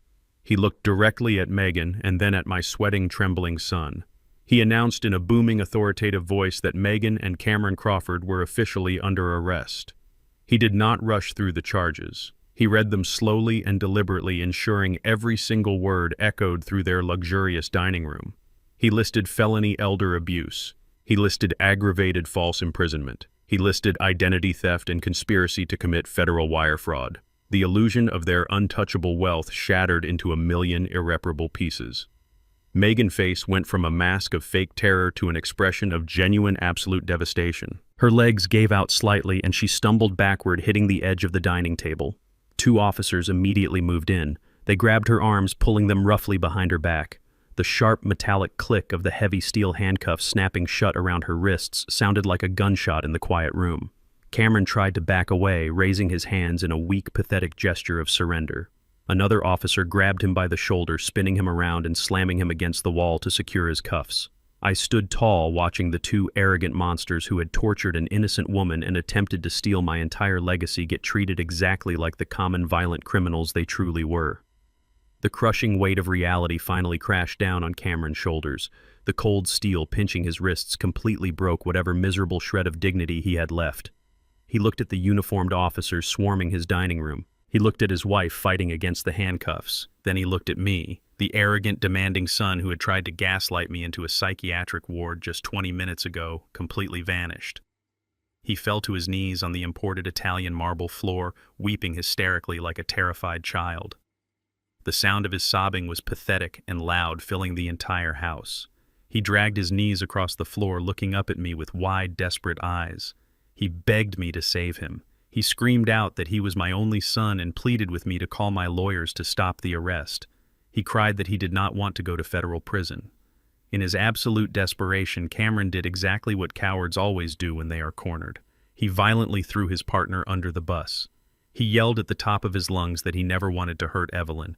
He screamed that Megan forced him to do it. He told the police that Megan came up with the entire plan, that she manipulated him into securing the animal sedatives, and that she was the one who locked her own mother in the attic.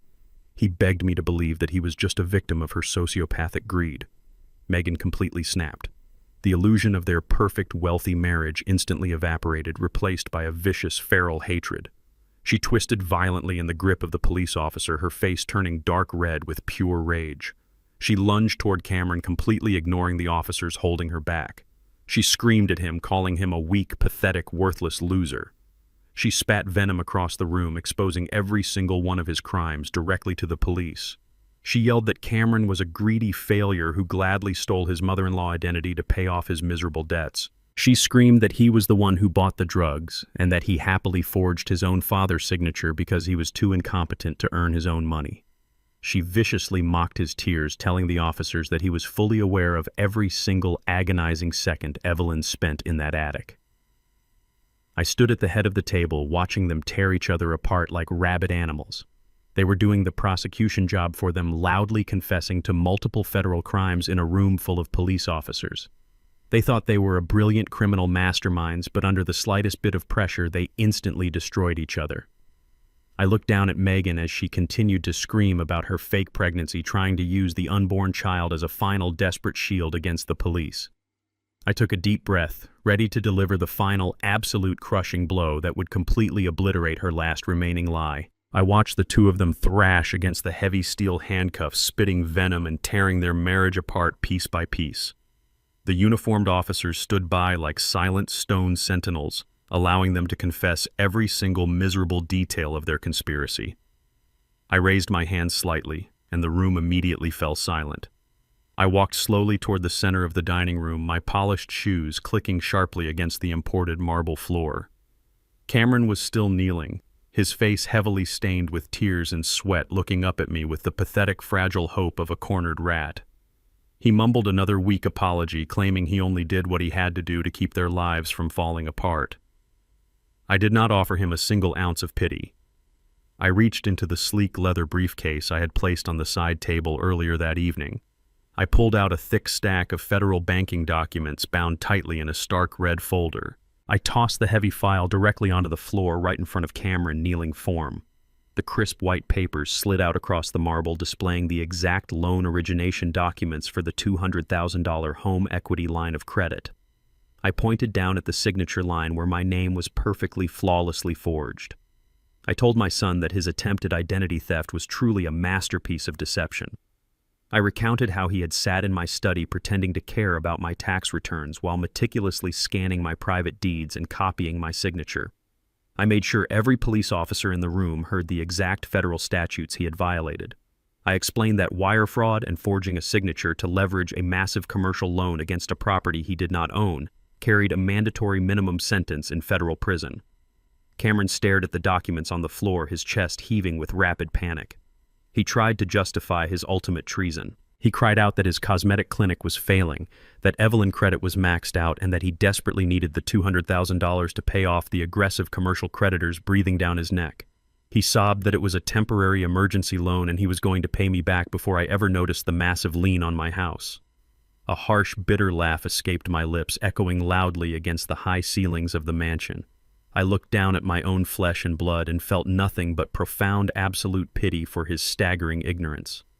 I asked Cameron if he honestly believed a single penny of that $200,000 went toward paying his mounting business debts. His sobbing abruptly stopped. He looked up at me, his tear-streaked face twisting into a mask of pure confusion. He glanced over his shoulder at Megan, who suddenly stopped struggling against the police officers. Her face drained of color once again, her eyes darting frantically toward the front door. I told my son to look at the second page of the banking file scattered on the floor. I instructed him to read the routing numbers and the final destination of the dispersed funds. Cameron awkwardly shuffled on his knees, his cuffed hands unable to reach the papers, but his eyes scanned the bold black text. I narrated the complex financial trail for him, detailing how the stolen money entirely bypassed his personal accounts and his failing clinic. I explained that the funds were instantly funneled through a dummy corporation in Delaware and wired directly into a private wealth management trust. I read the name of the trust out loud, making sure the words hit him like a physical blow: Megan Heritage. I watched the realization slowly, agonizingly dawn on Cameron's face. I told him that his wife had actively scammed him right under his nose. She manipulated him into committing massive federal fraud, risking decades of his life in a maximum security prison, and then she silently pocketed every single dime for herself. I informed him that the official corporate filing for the trust listed Megan as the sole absolute beneficiary. Cameron's name was nowhere on the document. He had absolutely zero legal access to the fortune he had just destroyed his own father to obtain. Megan was building a completely untraceable financial exit strategy, preparing to take the stolen cash and vanish, leaving him alone to face the forged signatures, the crippling corporate debts, and the horrific abuse of her mother in the attic. My son had sold his soul, betrayed the father who raised him, and mortgaged his own future for a woman who treated him like a highly disposable pawn.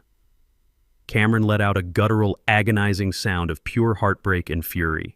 He had thrown away his entire family and his freedom for absolutely nothing. He was left completely empty-handed, a pathetic puppet played perfectly by a sociopathic puppeteer. Megan realized her ultimate safety net had just been incinerated. The offshore accounts, the hidden trust funds, and the carefully planned escape route were all frozen and heavily documented by federal authorities.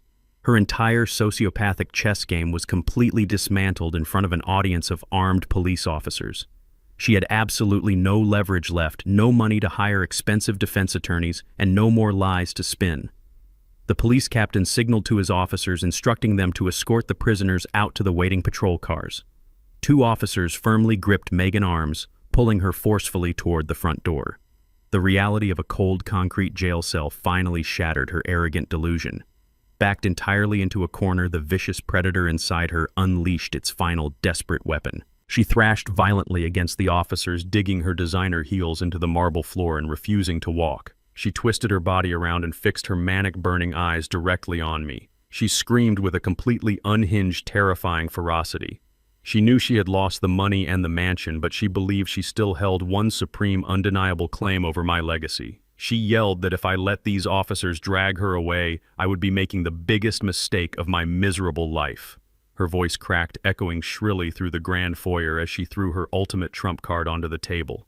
She screamed that if I sent her to federal prison, I would never ever get to see my own grandchild. She puffed out her chest, straining against the heavy steel handcuffs, and proudly declared that the baby growing inside her belly was my direct bloodline. She shrieked that her unborn child was the one and only true legal heir to the massive Mitchell Logistics fortune. She wildly threatened that she would ensure I died a lonely, miserable old man, never allowed to hold the next generation of my family. She glared at me with absolute triumph, genuinely convinced that the undeniable biological pull of a grandchild would force me to instantly drop the charges and beg for her mercy. I took a slow, deliberate step toward the hysterical woman thrashing against the police officers. The dining room was completely silent, aside from her shrill, desperate breathing. I looked directly into her wild, calculating eyes and repeated the word, grandchild, allowing the sheer absurdity of the concept to hang heavily in the air. I told her that she severely underestimated the thoroughness of the private intelligence operatives I kept on my payroll. When I hired Bradley Thorne to track her movements, he did not just take high-definition photographs of her illicit hotel meetings.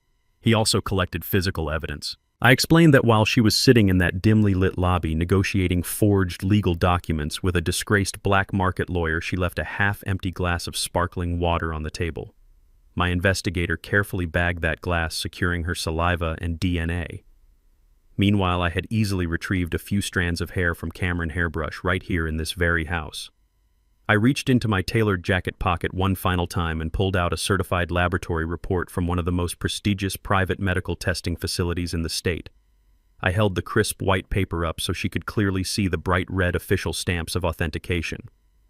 I told her the initial goal was simply to prove the child she was carrying was fathered by another man, a suspicion Evelyn had tearfully shared with me from her horrific confinement in the attic.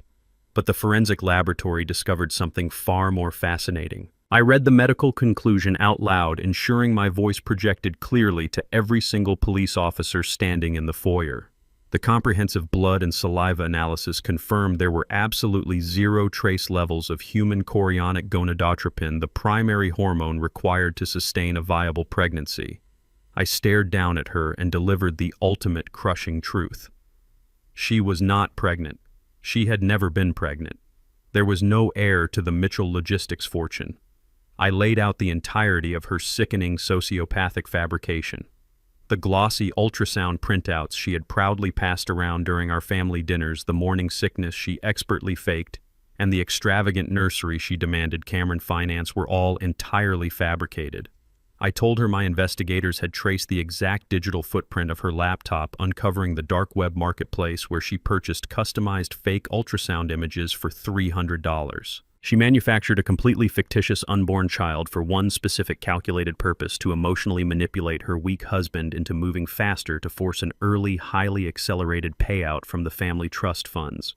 She weaponized the sacred concept of motherhood to execute a federal financial heist. The absolute finality of my words struck Megan with the force of a speeding freight train.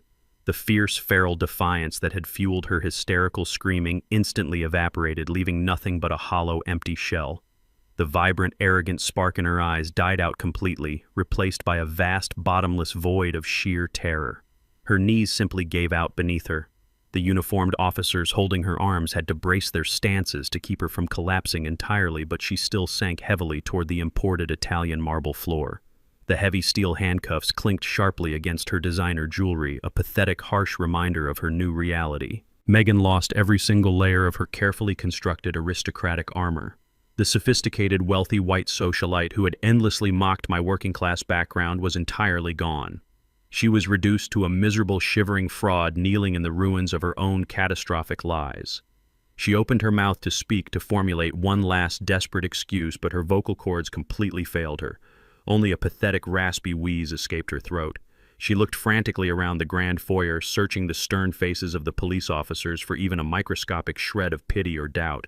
She found absolutely nothing but intense, unyielding disgust. They stared down at her with the kind of revulsion usually reserved for the lowest forms of human garbage. She slowly turned her gaze back to me, her face twisting in pure agony. For years she had looked at me and seen a naive, tired old African-American man she could easily step over and discard. Now kneeling on the floor in handcuffs, she finally saw the towering, ruthless corporate titan who had meticulously, systematically, and flawlessly dismantled her entire existence. Her supreme towering pride was not just broken, it was ground into absolute dust and scattered to the wind. The beautiful silk dress she had proudly flaunted earlier now looked like a crumpled, dirty rag against the cold, hard stone. She realized that every single bridge had been burned to ashes. There was no secret bank account waiting for her in Paris. There was no lavish future funded by my logistics empire. The realization that she was going to spend the best years of her life locked inside a federal penitentiary, stripped of all her glamorous luxuries, completely crushed her spirit. She bowed her head, her perfectly styled hair falling over her tear-streaked face, and began to weep. It was not a performance to manipulate the authorities. It was the ugly, guttural sobbing of a predator who had finally been caught trapped and completely destroyed by a far superior force. While Megan wept on the marble floor, the horrifying truth finally penetrated the thick fog of Cameron panic. He had stood frozen against the wall, processing the staggering revelation that there was no baby. The child he had boasted about to his corporate colleagues, the family he thought he was building, and the legacy he believed he was securing were all a massive manipulative illusion. He had forged his own father's signature, stolen a helpless old woman identity, locked his mother-in-law in a sweltering attic, and guaranteed himself decades in a federal penitentiary, all for an absolute lie. The pathetic whimpering suddenly stopped. A dark, terrifying shadow passed over my son's face. His breathing turned into heavy, ragged gasps. The crushing realization that his wife had played him for an absolute fool snapped the last remaining thread of his sanity. Cameron let out a deafening, unhinged roar of pure feral rage. It was not the cry of a scared man, it was the sound of an animal pushed beyond the brink of madness. He launched himself off the wall, propelling his body directly toward Megan with terrifying speed. Despite his hands being tightly cuffed behind his back, he used his full body weight to tackle her violently to the hardwood floor. Megan shrieked in absolute terror as Cameron crashed into her, pinning her down and frantically trying to bite and headbutt her in his blind fury. The grand foyer instantly erupted into absolute chaos. The police captain shouted aggressive commands as 4 heavily armed officers swarmed the thrashing couple. They grabbed Cameron by the shoulders and belt violently, ripping him off his screaming wife. Cameron fought them with unnatural adrenaline, kicking and thrashing, screaming that he was going to kill her for ruining his miserable life. The officers used overwhelming physical force, slamming him face first into the marble floor and driving a heavy knee into his back to subdue his manic struggling. They hauled him to his feet, shoving him roughly toward the open front door. Another pair of officers dragged a sobbing, hyperventilating Megan by her arms, marching her right behind him. I stood completely still in the center of the silent dining room, watching the flashing red and blue lights illuminate the driveway where my neighbors had gathered on their lawns to watch the spectacle. The heavy front door slammed shut behind them, leaving me alone in the absolute quiet of my reclaimed home. 3 days after the flashing red and blue lights faded from my driveway, I found myself sitting in the sterile, unforgiving environment of a federal courthouse. The heavy oak doors and polished marble floors felt like a fitting arena for the legal slaughter that was about to take place. I sat in the front row of the gallery wearing a charcoal gray tailored suit, my posture perfectly straight. Beside me sat Jonathan Pierce, my ruthless corporate counsel, holding a sleek black leather briefcase resting on his knees.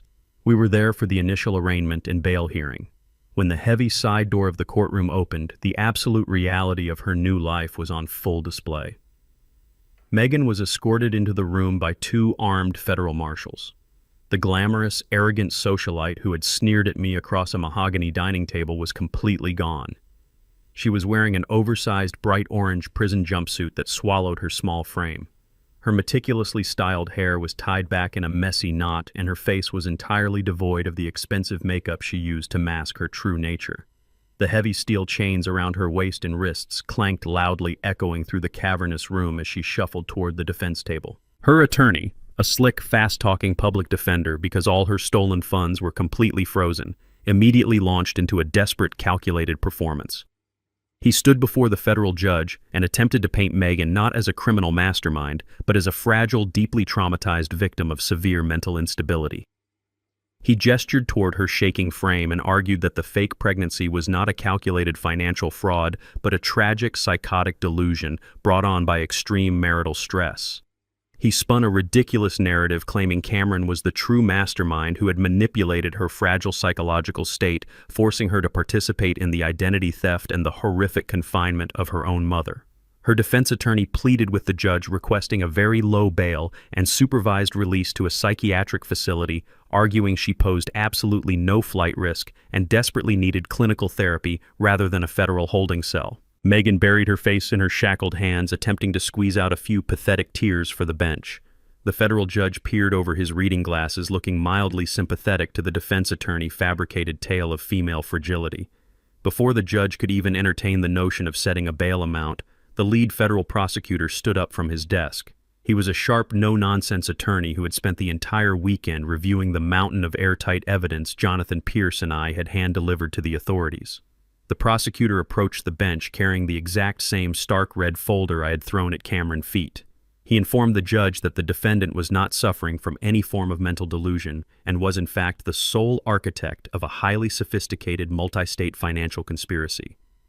To prove this beyond a shadow of a doubt, the prosecutor submitted the damning surveillance photographs taken by my private intelligence team. He laid out the high-definition images of Megan sneaking into the downtown hotel lobby meeting with a known black market operative to secure fraudulent legal documents. But the absolute final nail in her coffin was the physical paperwork she had commissioned. The prosecutor handed the judge the heavily drafted petition for a conservatorship. He read the vile, calculated contents out loud for the entire courtroom to hear. He detailed how Megan had methodically planned to falsely declare her wealthy, elderly father-in-law mentally incompetent. He explained her strategy to legally strip me of my civil rights forcibly, lock me inside a substandard psychiatric ward, and assume absolute total control over a multi-million-dollar corporate logistics empire. The prosecutor pointed directly at Megan and explicitly stated that her actions required extreme prolonged premeditation, absolute cognitive clarity, and an utter lack of human empathy. He then detailed the offshore banking structure of the Megan Heritage Trust, proving she was actively preparing to liquidate my stolen assets and flee the country, entirely bypassing her husband. The prosecutor concluded his devastating presentation by reminding the judge of the horrific animal sedatives she used to silence her own mother in a sweltering attic just to maintain her financial cover. The courtroom fell into a stunned, horrifying silence. The narrative of the sad, confused housewife was instantly incinerated. The judge looked down at the documents, his expression transforming from mild sympathy to absolute burning disgust. Megan's defense attorney slowly lowered himself back into his chair, completely defeated, realizing his client had lied to him about the sheer magnitude of her crimes. She was not a victim seeking therapy. She was a highly organized apex predator who had systematically tortured her family for unimaginable wealth. I glanced over at Jonathan Pierce, who was sitting beside me with a cold, predatory smile resting on his face. We had successfully armed the federal government with a nuclear arsenal of corporate espionage tactics. The sheer volume of undeniable forensic evidence we provided left the defense team with absolutely zero room to maneuver. Megan sat frozen at the defense table, her eyes wide with terror as she watched the federal prosecutor systematically dismantle her last remaining lie. She realized that every single malicious thought she had whispered in the dark had been meticulously recorded and weaponized against her. The federal judge stacked the heavily documented evidence neatly on his elevated desk. His face was set in stone as he looked down at Megan with profound, unmistakable contempt. He leaned toward his microphone and his voice echoed with absolute authority through the silent courtroom. He stated that in his 20 years on the bench, he had rarely seen a case of elder abuse and financial fraud executed with such chilling, calculated cruelty. He declared that her actions demonstrated a severe, immediate threat to the safety of the public and highlighted her extensive preparations to move stolen funds into untraceable offshore accounts. The judge raised his heavy wooden gavel and brought it down with a loud, sharp crack. He completely denied the request for bail ordering Megan to be remanded to federal custody without bond pending her criminal trial. Megan let out a piercing guttural shriek as the finality of the ruling crashed down on her. The two armed marshals immediately grabbed her arms, hauling her up from her chair and dragging her kicking and screaming toward the holding cell doors. I watched her disappear into the dark hallway, her desperate cries echoing briefly before the heavy steel doors slammed shut, sealing her fate entirely. I stood up from the gallery benches, buttoning my tailored suit jacket, preparing to leave the courthouse. Just as I turned toward the exit, my cell phone vibrated sharply in my pocket. I pulled it out and saw a secure text message from Bradley Thorne, my private investigator. The message was incredibly brief, but it carried the weight of total absolute victory. Bradley informed me that a heavily armed FBI tactical team had just kicked in the doors of a shady downtown law office. They were currently dragging Gregory Hayes, the disgraced black market lawyer, out of his building in handcuffs, seizing all of his computers and fraudulent files. Megan's secret lover, and the primary architect of her fake legal documents, was now securely in federal custody. The entire corrupt network they had built to destroy my life was currently burning to the ground. I slipped the phone back into my pocket and walked out of the courthouse into the bright morning sun, ready to visit my son in his miserable concrete cage. I drove away from the federal courthouse and headed straight toward the county detention center. The bright morning sun that had warmed my face just an hour ago was quickly replaced by the towering concrete shadows of the maximum security facility. The building was an imposing, brutalist structure designed specifically to strip away every ounce of human dignity and hope. I parked my car and walked through the heavy steel security doors, submitting myself to the rigorous screening process without a single complaint. I handed over my tailored suit jacket, emptied my pockets, and walked through the metal detectors with the cold, steady focus of a man attending a highly anticipated business liquidation. A stone-faced guard escorted me down a long, bleak corridor that smelled sharply of industrial bleach and stale sweat. He directed me to a small, claustrophobic visiting booth. I sat down on the hard-bolted metal stool and stared straight ahead through the thick, smeared plexiglass window.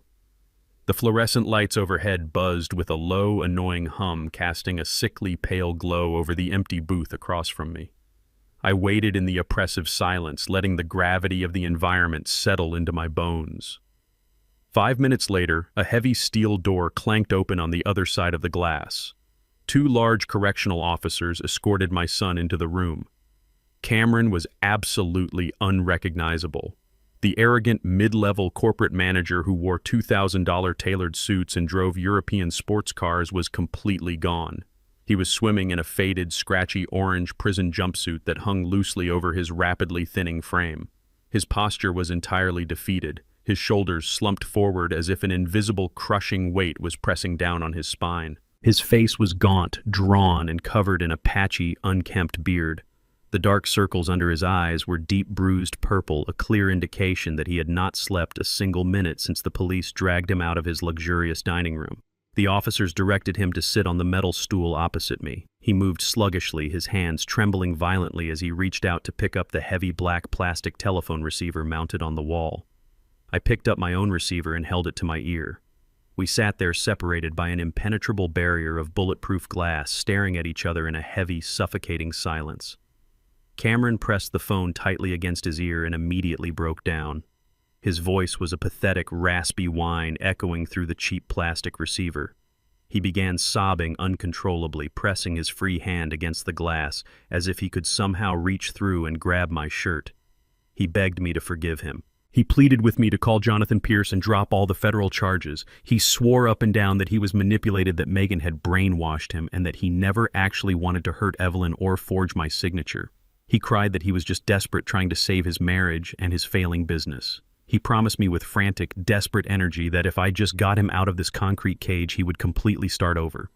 He swore he would work minimum wage, pay me back every single penny, and be the devoted, respectful son I always wanted. I sat perfectly still, my face a rigid mask of absolute indifference. I let him ramble and cry, pouring out his miserable excuses for 5 uninterrupted minutes. I did not offer a single word of comfort. When he finally ran out of breath and looked at me with wide, terrified eyes waiting for a lifeline, I spoke. My voice was low, quiet, and utterly devoid of any paternal warmth. I told him he was deeply mistaken about how the federal justice system operated. I explained that I could not drop the charges even if I wanted to because the United States government was now the prosecuting entity. He had committed severe federal wire fraud and crossed state lines with stolen identity documents. but I made it explicitly clear that even if I possessed the power to open his cell door, I would throw the key directly into the deepest part of the ocean. Cameron choked on a sob, his eyes widening in pure horror. He asked me how I could be so cruel to my own flesh and blood. I leaned forward, resting my free hand on the small metal ledge beneath the glass. I looked directly into his bloodshot eyes and delivered the absolute unvarnished truth. I told him I spent my entire life fighting tooth and nail against a world designed to crush me. I built a massive corporate empire through relentless sacrifice so that my son would never have to experience the bitter sting of poverty or systemic rejection. I paid for his premium education, I bought him his first car, and I secretly purchased $1 million mansion to ensure he had a flawless foundation. I told him I gave him a set of golden wings perfectly designed so he could soar higher than I ever did. But instead of flying, he chose to crawl in the dirt. I told him he chose to be a parasitic leech. He attached himself to a sociopathic woman, completely adopted her vile arrogance, and actively sucked the life out of innocent, helpless people just to fund a pathetic illusion of wealth. I reminded him that he knew exactly what was happening in that sweltering attic. He knew Evelyn was being sedated like a wild animal, and he happily turned a blind eye because he wanted the cash. I told him his tears right now were not born out of genuine remorse or a sudden moral awakening. He was only crying because he had finally been caught and the consequences of his own horrific actions were staring him dead in the face. The crushing reality of my words hit Cameron with the force of a physical blow. The pathetic, fragile hope that had sustained him since his arrest instantly vanished from his eyes. He realized in that agonizing second that I was not there to offer him a miraculous rescue. I was there to deliver his final, absolute sentence. He pressed both hands against the thick plexiglass, smearing the surface with his sweat and tears. He screamed into the receiver, his voice cracking with pure, feral desperation, telling me I was his father, and I had a fundamental duty to protect him. I looked at him one last time, feeling an overwhelming sense of closure. The painful, lingering attachment I had to the boy I once raised was entirely severed. The man sitting across from me was a convicted felon, a fraud, and a willing accomplice to torture. I told him my duty to protect him ended the exact moment he decided my life and legacy were nothing more than obstacles to his greed. I told him to get comfortable in his orange jumpsuit because he was going to be wearing it for a very long time. I did not wait for his response.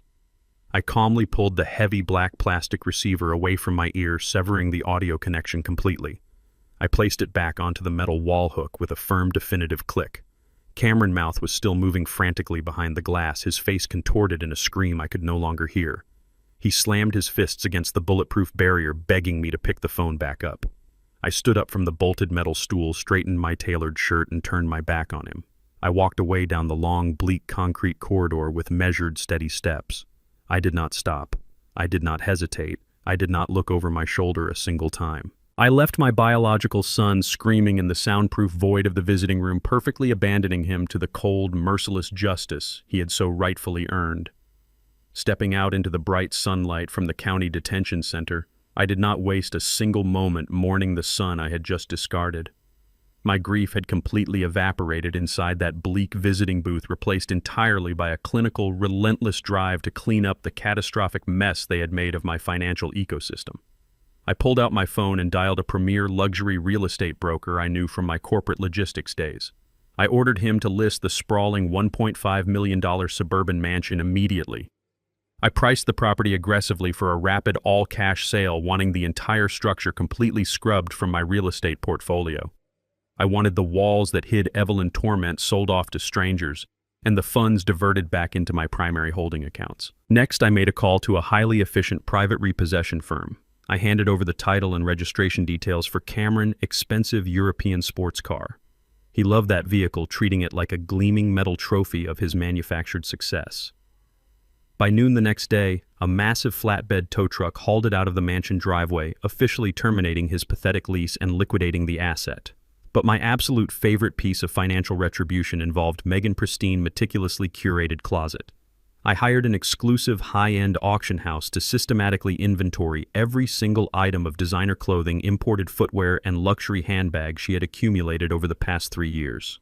The professional appraisers spent hours bagging up her precious limited edition leather purses, her diamond-encrusted watches, and her custom-tailored silk dresses. Every single extravagant piece had been purchased using money funneled from my stolen equity or ruthlessly siphoned from her mother's stolen identity. Watching total strangers coldly tag and box up the superficial armor she used to mock the working class gave me a profound sense of justice. The auction house liquidated her entire wardrobe in less than a week, bringing in a massive sum of clean cash. I did not keep a single penny of that auction revenue for myself.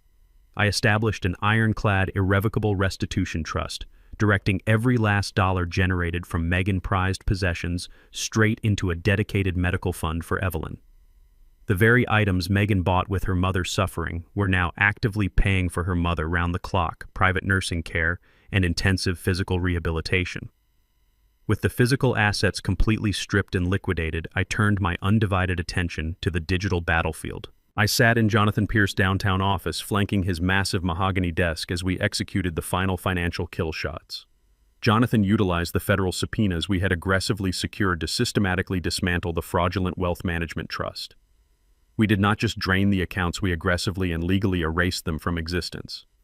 Every single offshore routing number, every dummy corporation registered in Delaware, and every hidden safety deposit box was permanently frozen, seized by the federal government, and repossessed under my corporate umbrella. We slammed shut every conceivable escape route, permanently starving the conspirators of any remaining capital. This relentless financial blockade had an immediate and devastating impact on Gregory Hayes, the disgraced black market lawyer who thought he could outsmart me. While Megan sat rotting in a federal holding cell, Gregory desperately attempted to access a secondary hidden international account to fund his own criminal defense. He truly believed he had carefully insulated himself from the blast radius of her arrest. He was catastrophically wrong.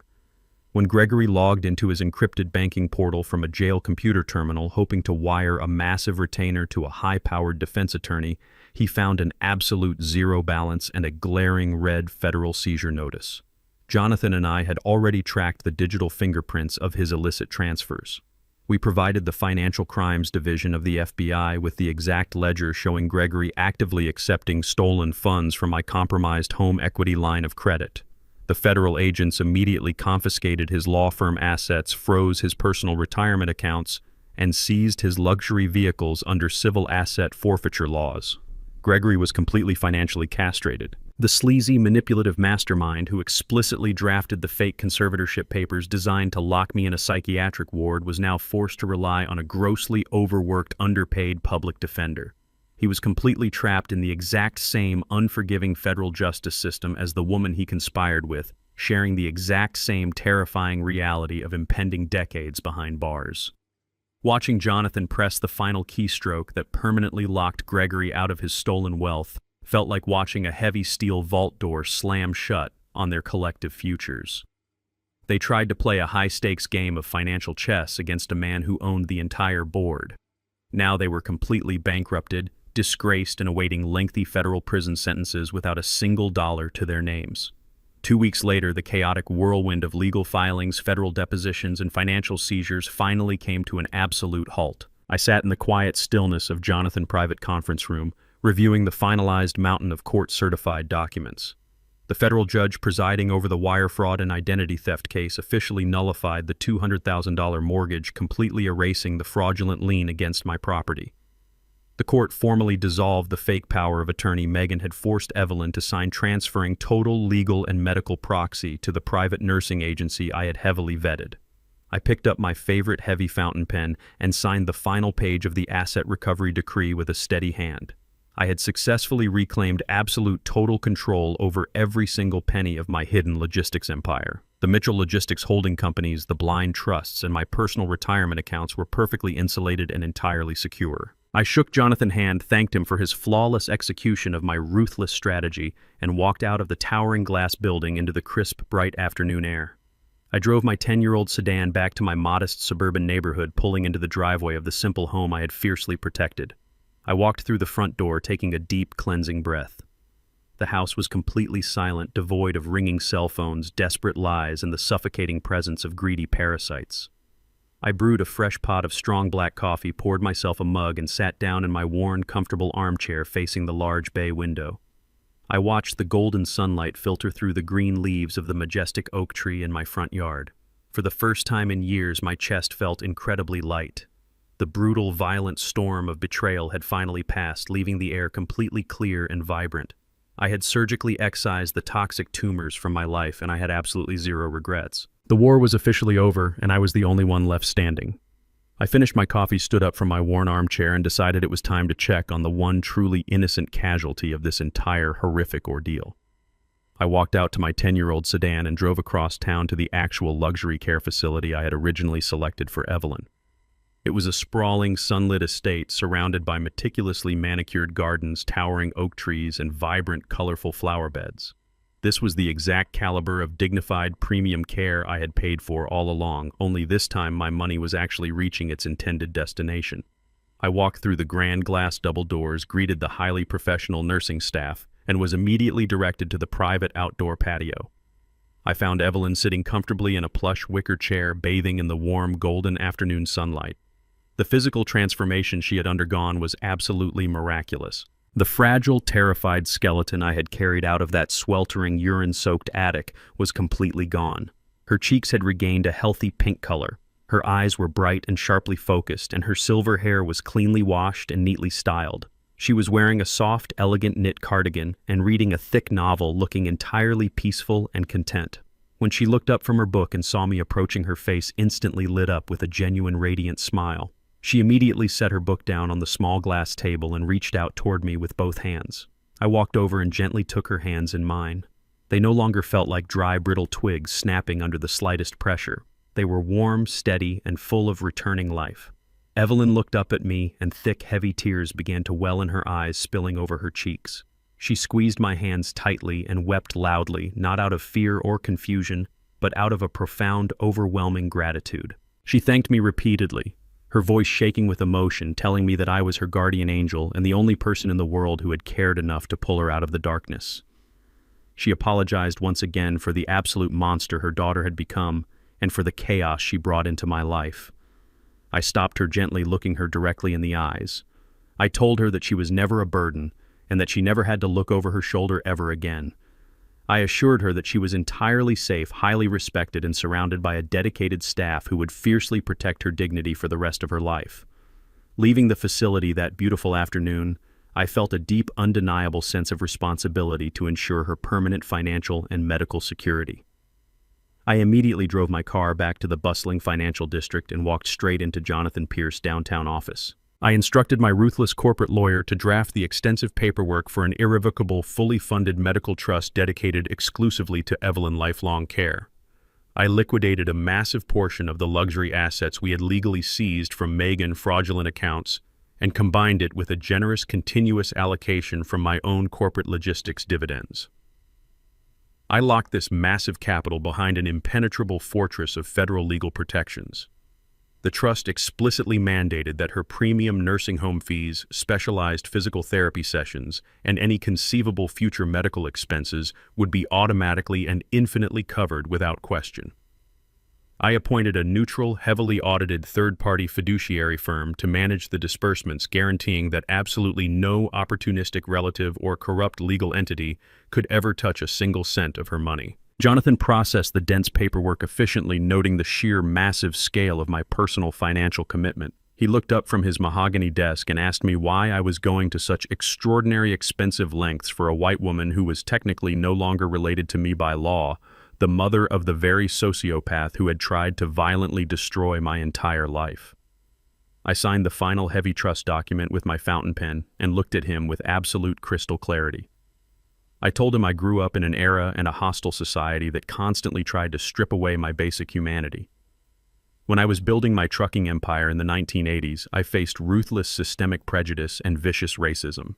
I knew exactly what it felt like to be entirely powerless, dismissed as inherently worthless, and treated like a disposable second-class citizen by arrogant people who hoarded all the wealth and authority. I survived that bitter, degrading crucible by developing a hardened, unbreakable exterior.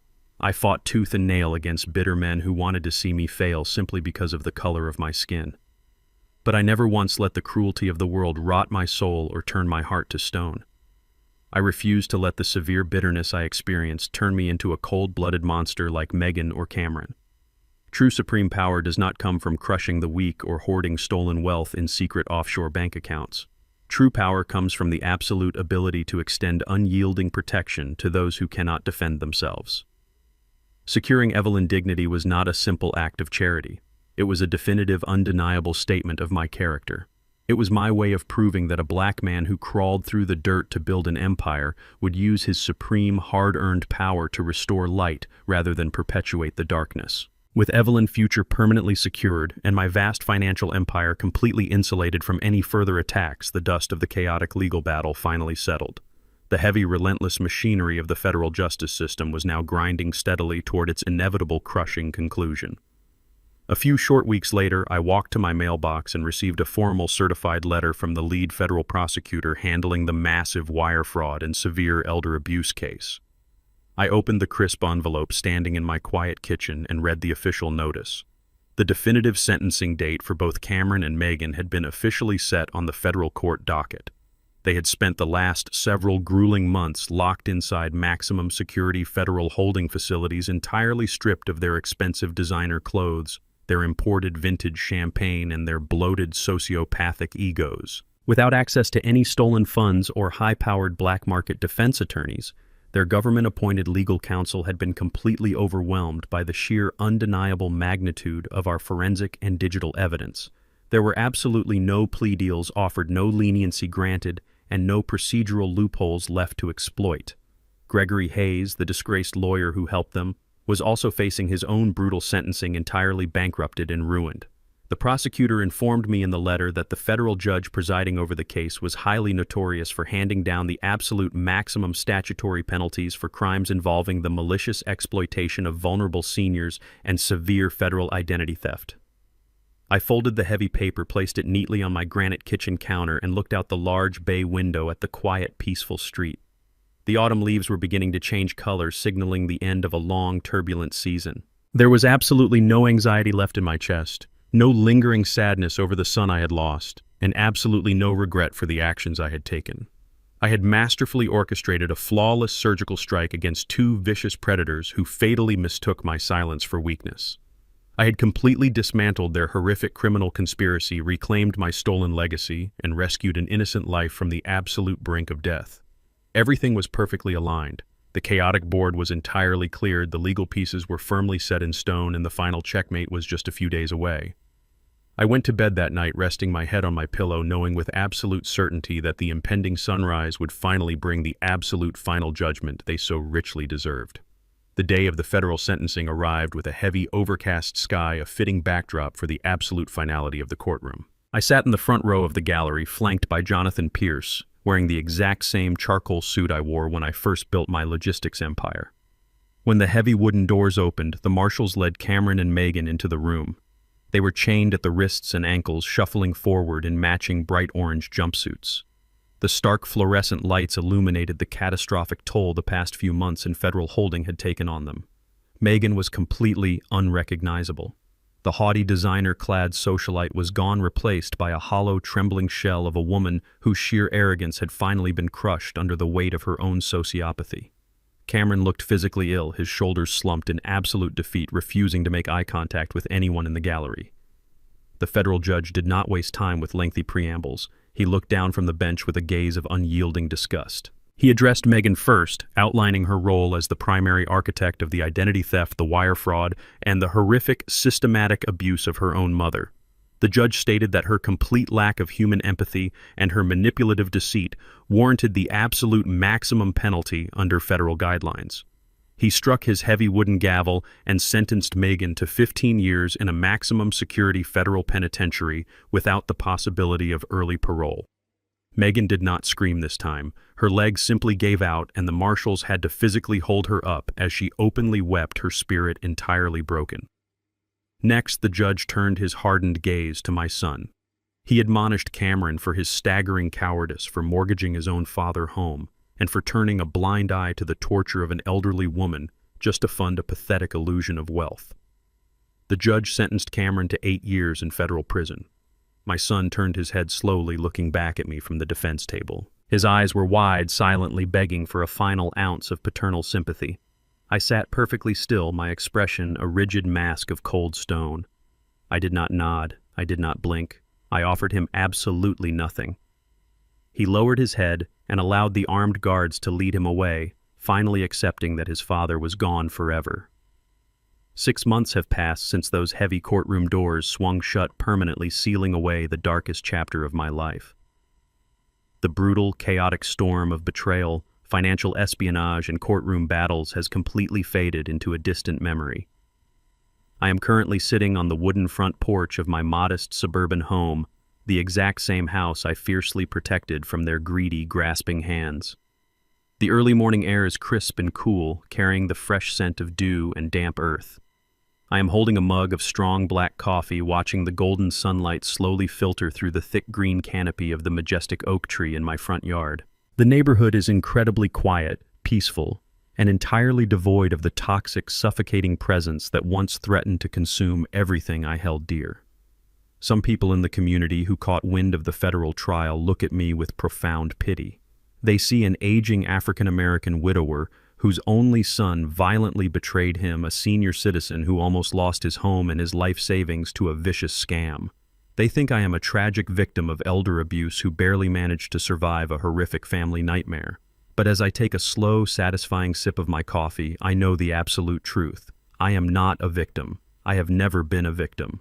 When you build a massive corporate empire from the ground up in the unforgiving landscape of the 1980s, you learn how to identify a lethal threat before it destroys your foundation. You learn that survival requires making brutal, uncompromising decisions. I did not just survive an attack from my own flesh and blood. I acted as a cold, calculating surgeon. I identified a malignant, poisonous tumor growing rapidly inside my family, and I used every single resource at my disposal to completely excise it from my life. I systematically dismantled their fraudulent schemes, crushed their arrogant illusions, and threw them into the unforgiving gears of the federal justice system. I amputated the rotting branches of my family tree so that the core of my legacy could remain pristine and healthy. I look out at my carefully tended garden, the vibrant flowers blooming in the morning sun, and I feel a profound, unshakable sense of tranquility. I have reclaimed my absolute freedom. My vast logistics fortune is entirely secure, protected by ironclad blind trusts that no greedy relative will ever touch. Evelyn is living out her remaining years wrapped in dignity and premium medical care, fully funded by the very assets Megan tried to steal. I saved an innocent life, and I protected my own. I do not feel lonely in this quiet house. I feel incredibly light, unburdened by the heavy, toxic expectations of unconditional love for people who viewed me as nothing more than a walking bank account. I fought the hardest battle of my entire life, not in a corporate boardroom, but right here in my own dining room, and I emerged entirely victorious. My mind is sharp, my conscience is crystal clear, and my future belongs exclusively to me. I spend my afternoons reading history, managing my philanthropic investments, and walking through the local parks with my head held high. I proved that a man's worth is not determined by the ungrateful children he leaves behind, but by the unyielding integrity he maintains when the world attempts to strip him of his power. The quiet rustle of the oak leaves in the wind sounds like a standing ovation, a gentle reminder that I did exactly what needed to be done. The most valuable lesson I learned from this entire ordeal is a harsh truth that many people spend their entire lives trying to ignore. Blood does not automatically make someone family. Genetics do not grant anyone a free pass to exploit abuse or disrespect you. True family is built entirely on a solid foundation of mutual loyalty, unwavering respect, and genuine character. When someone looks you in the eyes and shows you that they value your wallet far more than your physical and emotional well-being, you must believe them the very first time. You must have the fierce courage to walk away from toxic people, even if they share your last name, before they drag you down into their own miserable abyss. Wealth and success are undeniably powerful tools, but they are completely meaningless if you allow them to be drained by greedy, manipulative parasites. I worked too hard, fought through too much systemic prejudice, and sacrificed too much of my youth to let two arrogant, entitled thieves tear down my life work. Protecting your peace of mind is the absolute ultimate form of self-respect. Never allow anyone to mistake your quiet humility for weakness, because the moment you do, you surrender your hard-earned power. Did you like my story? And which city are you listening from? Let's meet in the comments. I read every single one and I would love to know how you would have handled this ultimate betrayal. If you like the story, you can support me by sending a super thanks so I can keep bringing more stories like this. Thank you so much for your sweet support. I am looking forward to your comments on the story. On the screen you can see 2 new life stories that I highly recommend. There is so much more on my channel, do not forget to subscribe. See you in the next life story with love and respect. Another profound lesson I carry with me is that society dangerously equates silence and old age with weakness. People often assume that because your hair has turned gray and your life has quieted down, your mind has dulled and your spirit has surrendered. They easily mistake a gentle demeanor for gullibility. But true strength does not need to announce itself with loud threats or flashy displays of power. Sometimes the most formidable adversaries are the ones sitting quietly in the corner, observing everything and meticulously calculating their next move. Never let anyone project their underestimation onto you, and never apologize for fiercely protecting your own peace. Have you ever had to teach someone the hard way that your kindness is not a weakness? Let me know your story down in the comments.